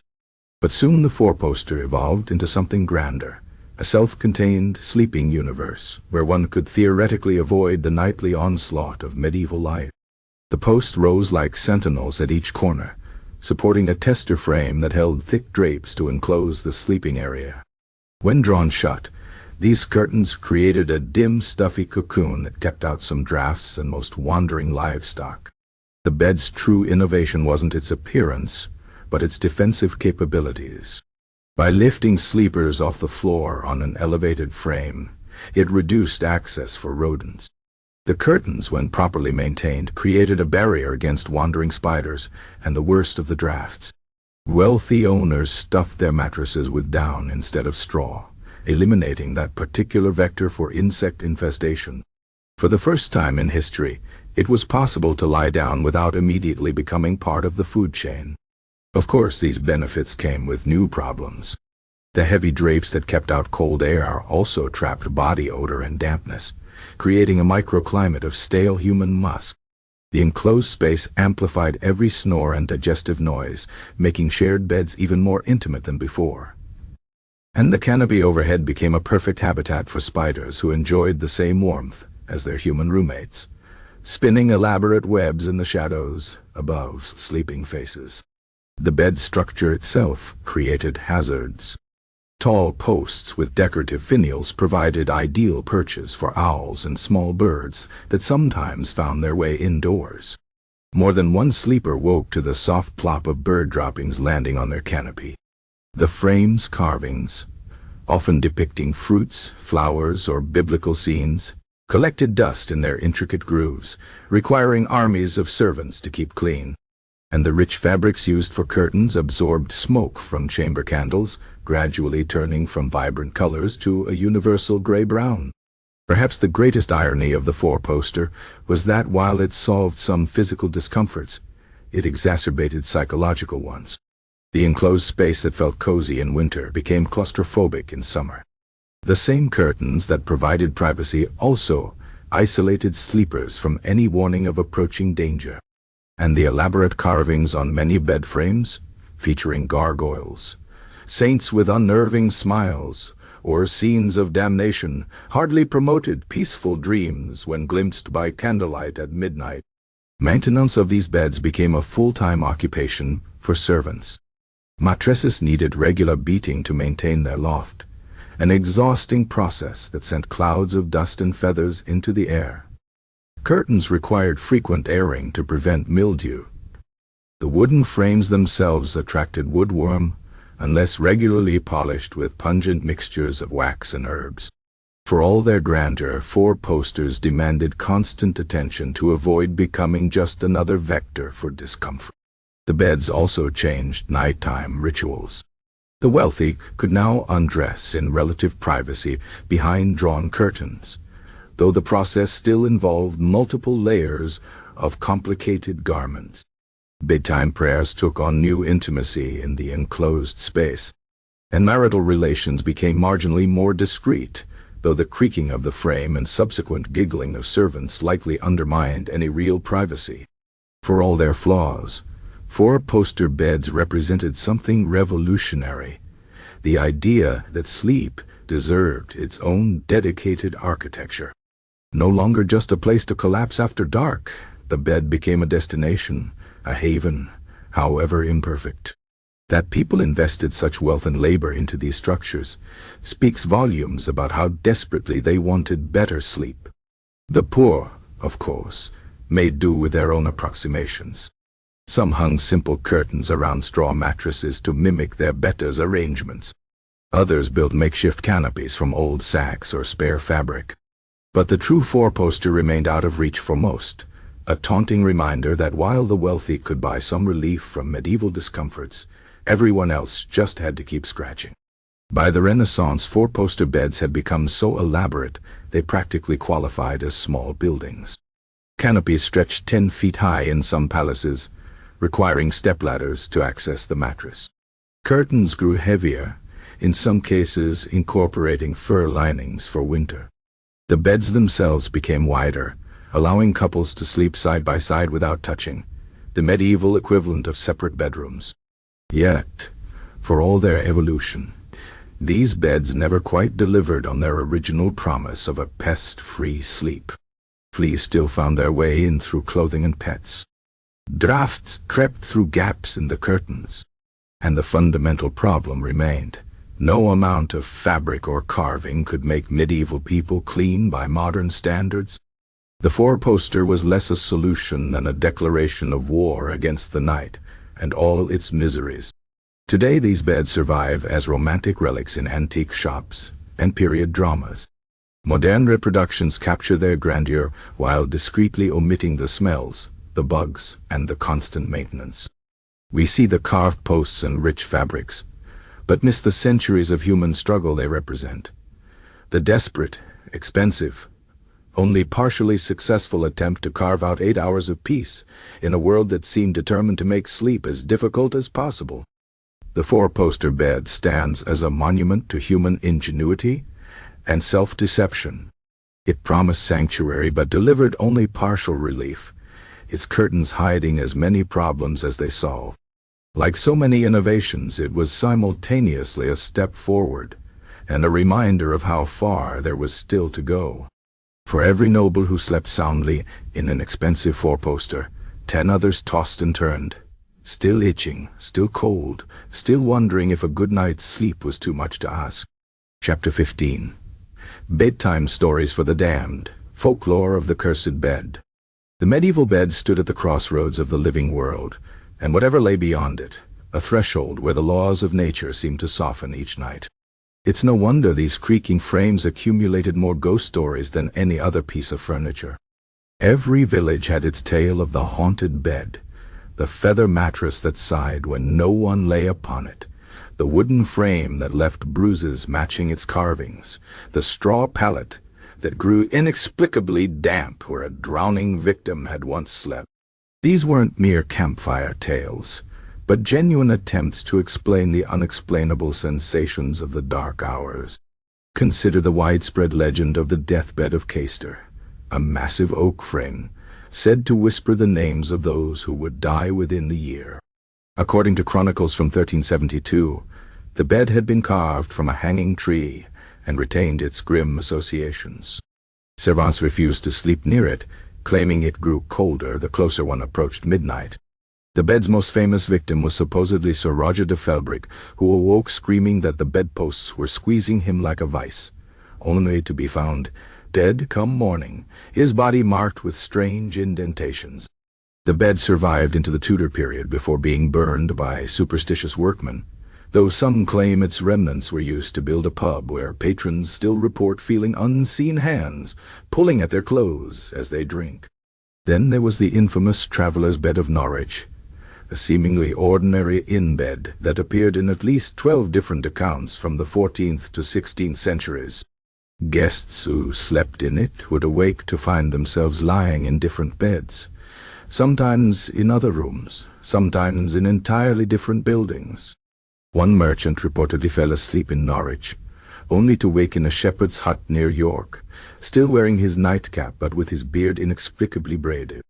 The innkeeper eventually removed the bed after a particularly unfortunate incident involving a visiting bishop and a pigsty, though rumors persisted that the bed simply moved itself to another establishment down the road. Childhood beds inspired particularly chilling tales. The lullaby cradle of Bremen was said to rock itself empty, its motion continuing long after the infant within had been removed. Nurses claimed it would begin moving whenever plague entered the city, as if warning of approaching death. More disturbing still were the stories of changeling beds, cribs that would allegedly warp their shape to better accommodate the sickly fairy children left in place of stolen human babies. Some rural families kept special iron nails driven into their children's bed frames, believing the cold metal would prevent such supernatural kidnappings. Marriage beds spawned their own mythology. The bridal bed of Avignon supposedly killed 7 grooms on their wedding nights before being exorcised by a papal legate. Its curse manifested in different ways. One groom suffocated under inexplicably heavy blankets. Another simply vanished between the sheets, leaving only a scorch mark where his body had lain. The bed's ultimate fate remains unknown, though a suspiciously similar piece appears in a Venetian museum catalogue from 1583, noted for its peculiar warmth even in winter. Perhaps the most psychologically revealing tales involved beds that reflected their owner's sins. The merchant's bed of Lubeck allegedly grew heavier each time its owner cheated a customer, eventually becoming impossible to move even with 6 strong men. A Parisian courtesan's bed was said to drip blood from its canopy whenever she entertained married men, though skeptics noted this might have been simple roof leakage. Most poignant were the stories of poor men's beds that wept, straw mattresses that would supposedly grow damp with tears when their owners fell into despair, leaving telltale salt stains even after drying. Beds associated with historical tragedies took on legendary status. The Black Prince's campaign bed, used during the brutal Limoges massacre in 1370, was said to shriek whenever English and French forces met in battle. Joan of Arc's childhood bed allegedly burst into harmless flames each year on the anniversary of her death. More disturbingly, beds that had hosted violent deaths often became objects of morbid fascination. The bed where Thomas à Becket's murderers supposedly slept the night before their infamous crime drew pilgrims for centuries, despite church officials insisting it wasn't the actual bed.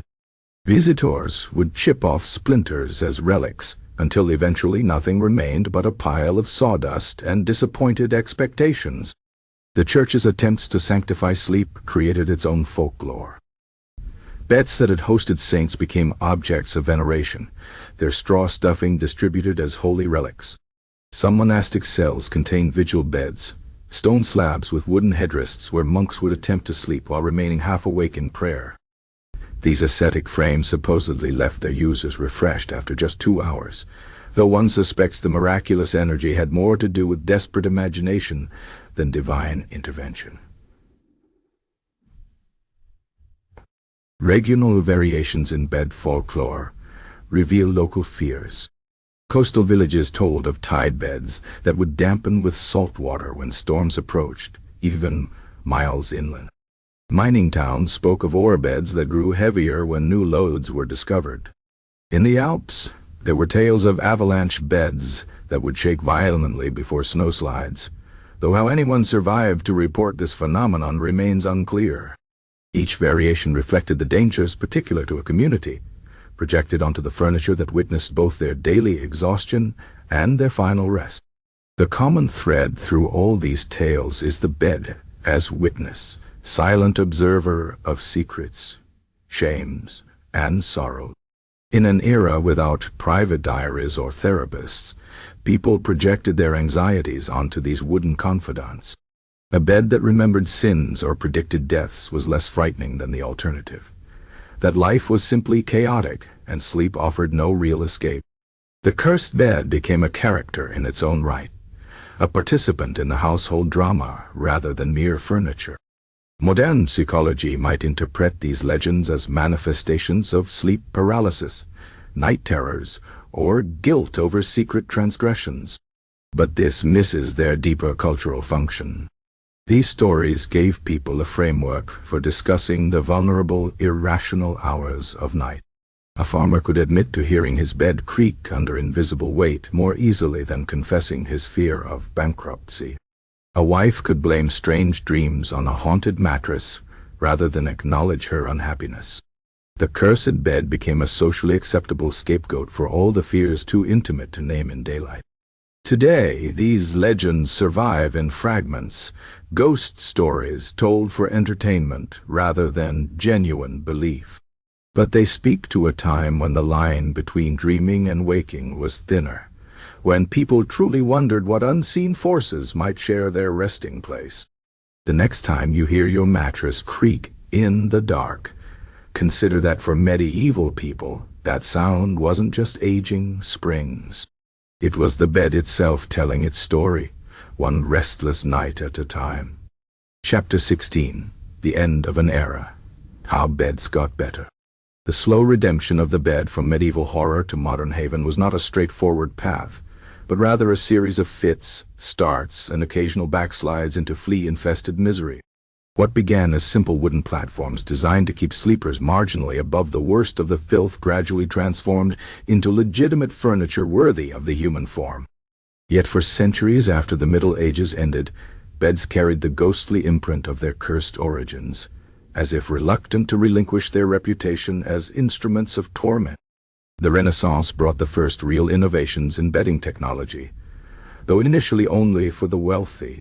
Italian merchants began importing cotton from the East, creating smoother, cooler sheets that didn't chafe quite so mercilessly as rough linen.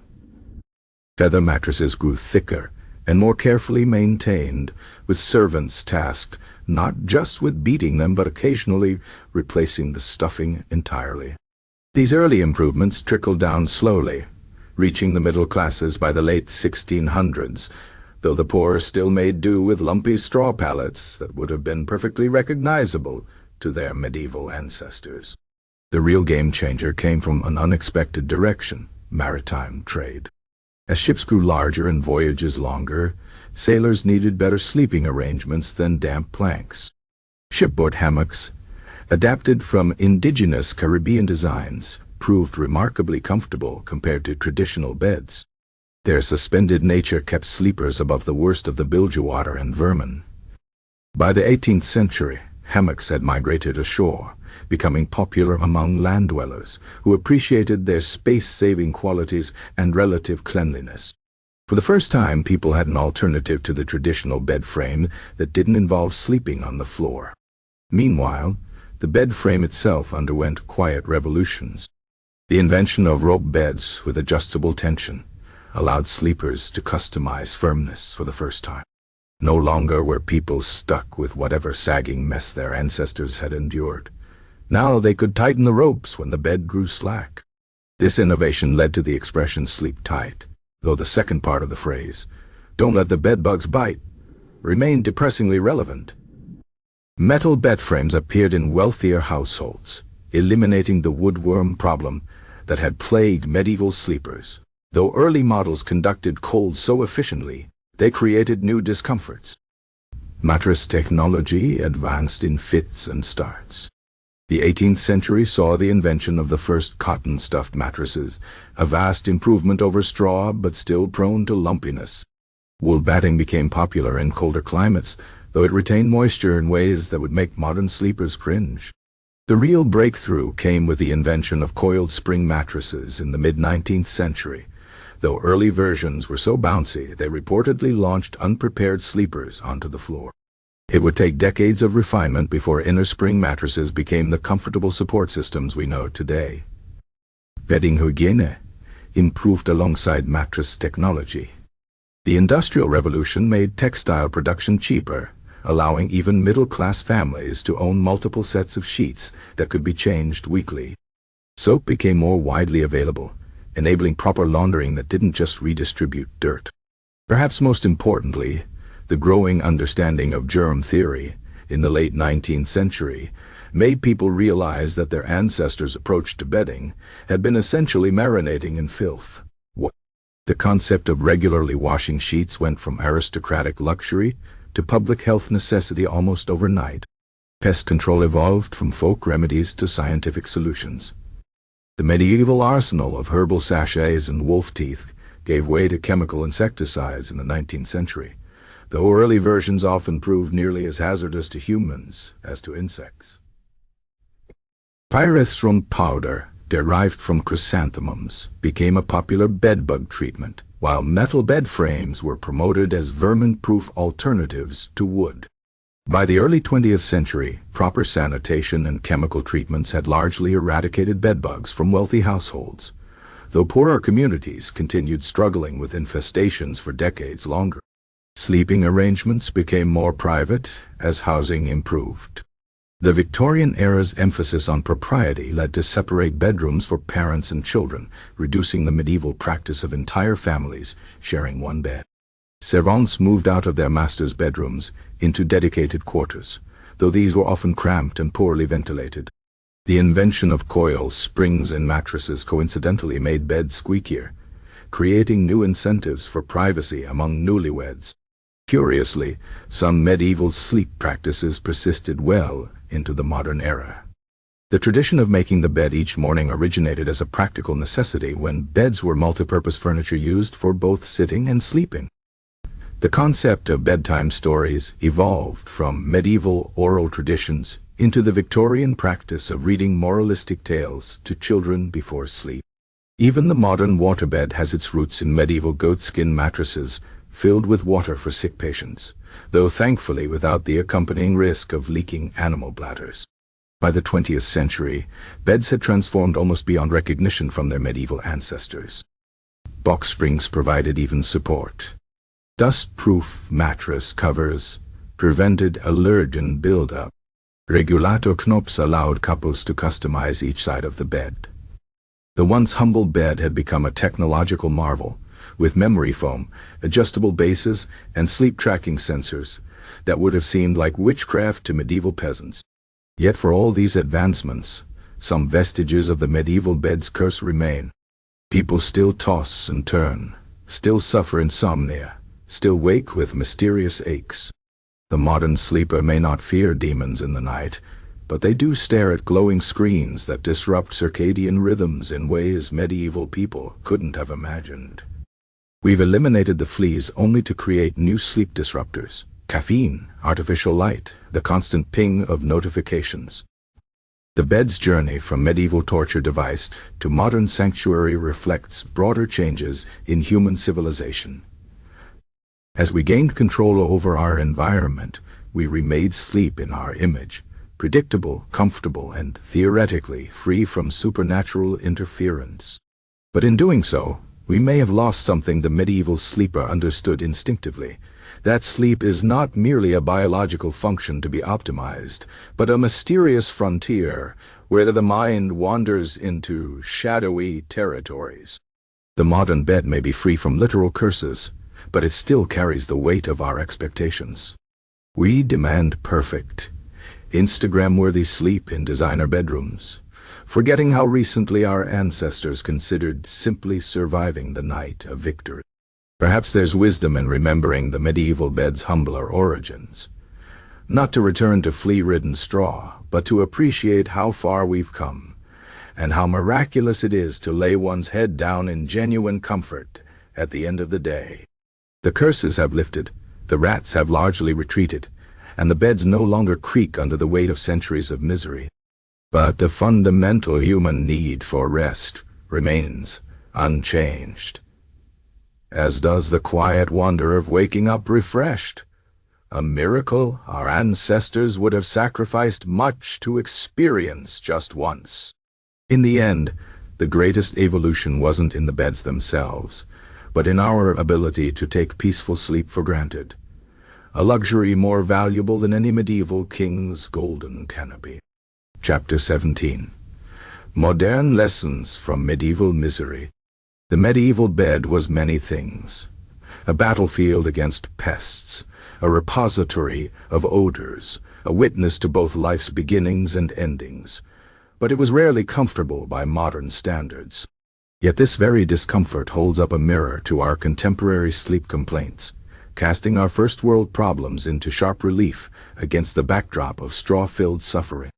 When we grumble about our slightly too firm mattress or the neighbor's dog barking at night, we would do well to remember the peasant who slept on moldy straw with rats nesting beneath him and fleas conducting their nightly marauding campaigns across his skin. Consider the simple act of lying down in a clean bed. The medieval sleeper knew no such luxury. Between infrequent laundering and the absence of proper detergents, sheets retained generations of sweat, skin flakes, and whatever else accumulated during years of use. Modern hygiene allows us the daily miracle of sliding between freshly washed linens, an experience that would have brought medieval people to tears of gratitude. Yet how often do we pause to appreciate this small pleasure, rushing through our bedtime routines without noticing the sublime comfort of uncontaminated bedding? Temperature regulation presents another stark contrast.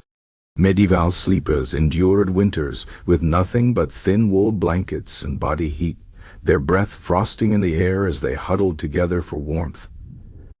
Summer brought no relief, with oppressive heat, trapped beneath bed curtains in rooms without cross-ventilation. Today we adjust thermostats with a finger flick, summoning perfect sleeping conditions at will, yet still complain if the room is half a degree too warm or cool.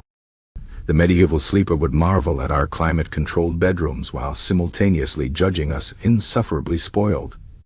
The psychological aspect of sleep has transformed just as dramatically. Medieval people approached bedtime with genuine trepidation, never certain what horrors the night might bring, from supernatural visitations to actual wolves at the door. Our modern fears of insomnia or poor sleep quality seem almost laughably privileged by comparison. While we worry about blue light exposure from our devices, they feared literal darkness and the very real dangers it concealed. The ability to lie down without existential dread is a privilege centuries in the making, yet one we rarely pause to acknowledge. Even our relationship with sleep itself has changed. Medieval people accepted interrupted sleep as natural, working with their biphasic rhythms rather than fighting them. They filled the midnight waking hours with prayer, conversation, or quiet work instead of panicking about lost productivity.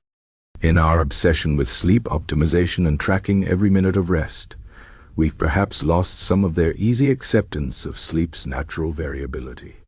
The medieval sleeper didn't need a smartwatch to tell them they'd had a bad night. The flea bites and straw poking through the sheet were reminder enough. The social dimensions of sleep reveal similarly enlightening contrasts. While we prize privacy and personal space in our sleeping arrangements, medieval people found comfort in proximity. The solitary sleeper was pitied, not envied. A person without family to share warmth or stand guard against nighttime dangers.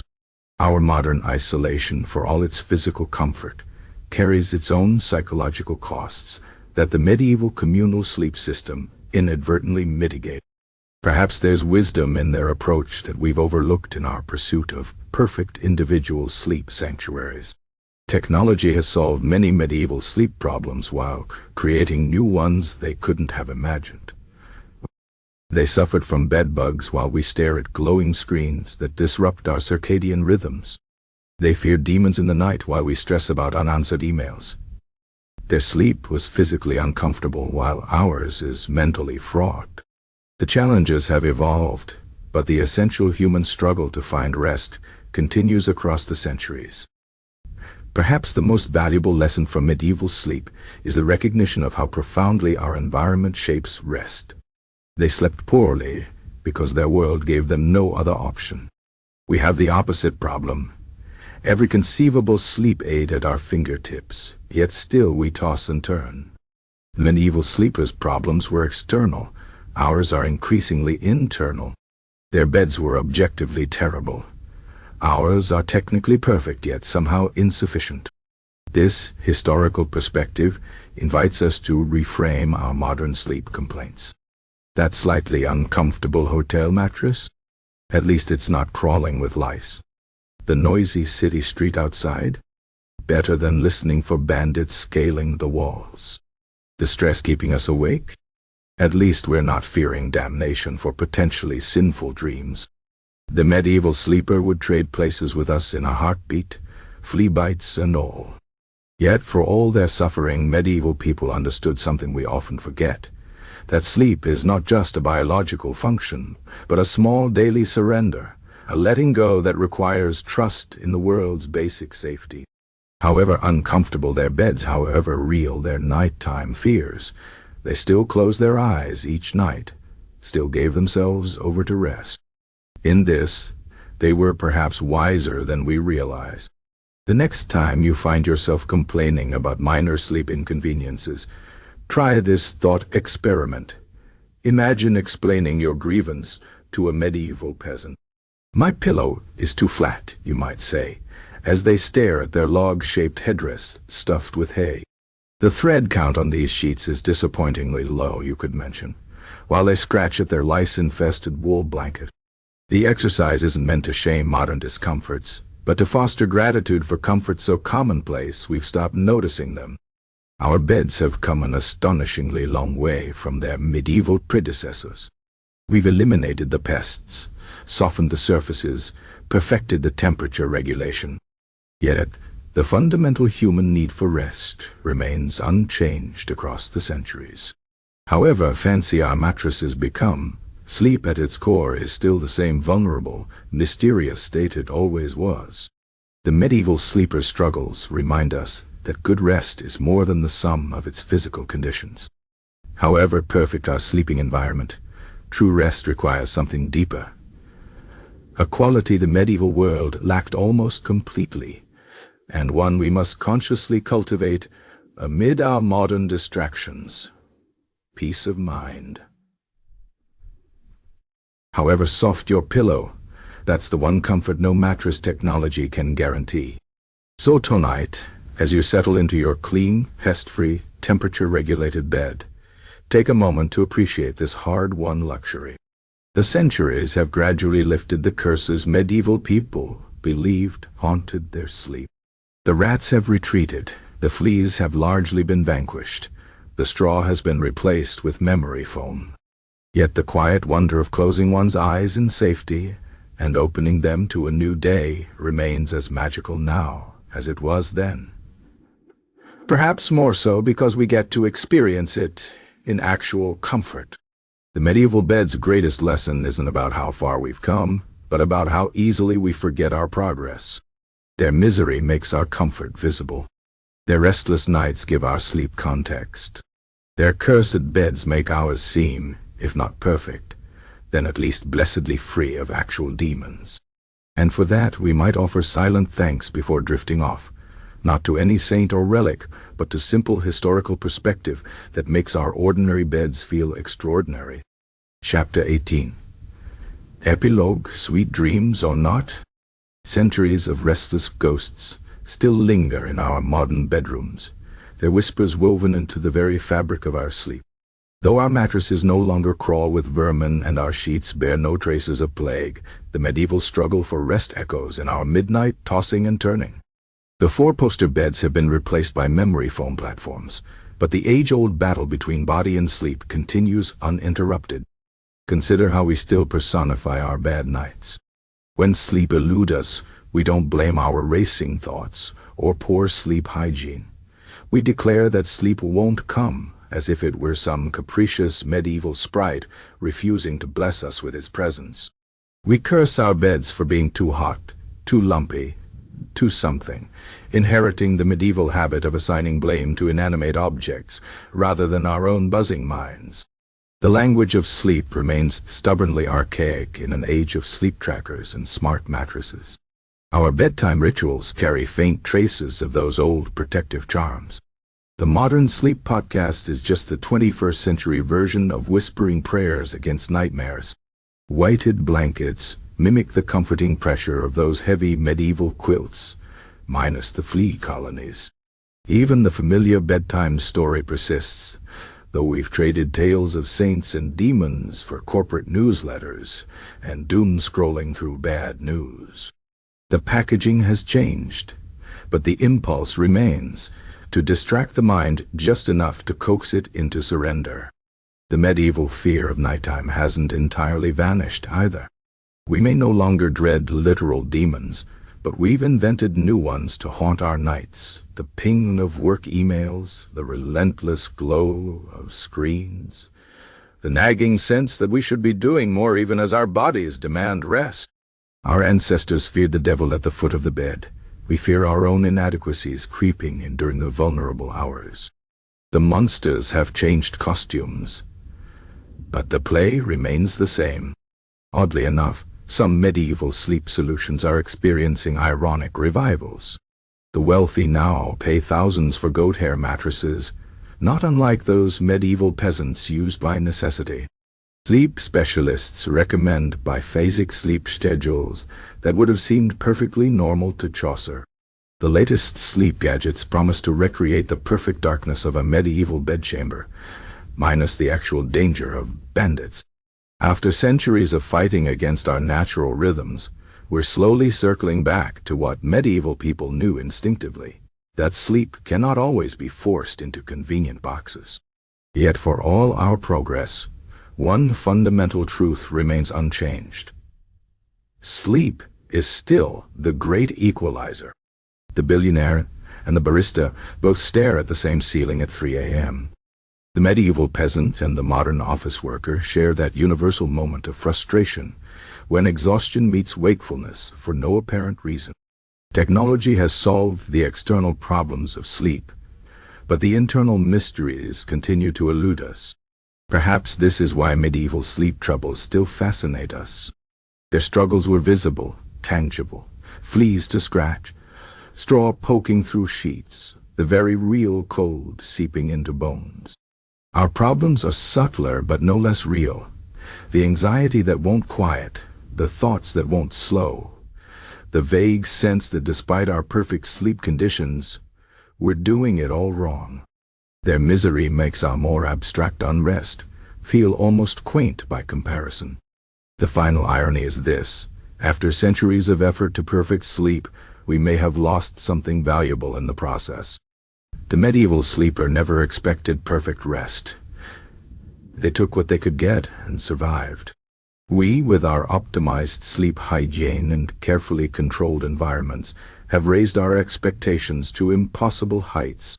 When our 8 hours aren't perfectly restful, we feel cheated rather than grateful for what we did get.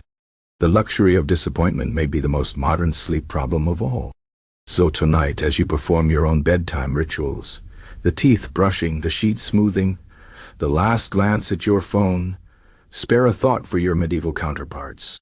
They would have marveled at your clean sheets, your central heating, your pest-free mattress. But they might also have pitied your solitude, your racing thoughts, your expectation that sleep should come easily just because your bed is comfortable. The ghosts of restless nights past still walk among us, not as literal specters, but as reminders that sleep has always been, and will always be, partly mystery. No amount of technology can change that fundamental truth. The medieval sleeper knew this in their bones, even as they scratched their flea bites and prayed for dawn. We, for all our sleep science, are still learning. Sweet dreams, then. Or not. The night will do what it will, as it always has. The beds may change, but the essential human experience of lying awake in the dark remains curiously timeless. Perhaps that's the most comforting thought of all, that across 8 centuries, we're all just tired people hoping to drift off, one way or another. And if you do find yourself staring at the ceiling tonight, take heart. You're in excellent historical company. The medieval world may have given us cursed beds, but it also gave us the stubborn human determination to keep trying to sleep anyway. Some legacies are worth keeping,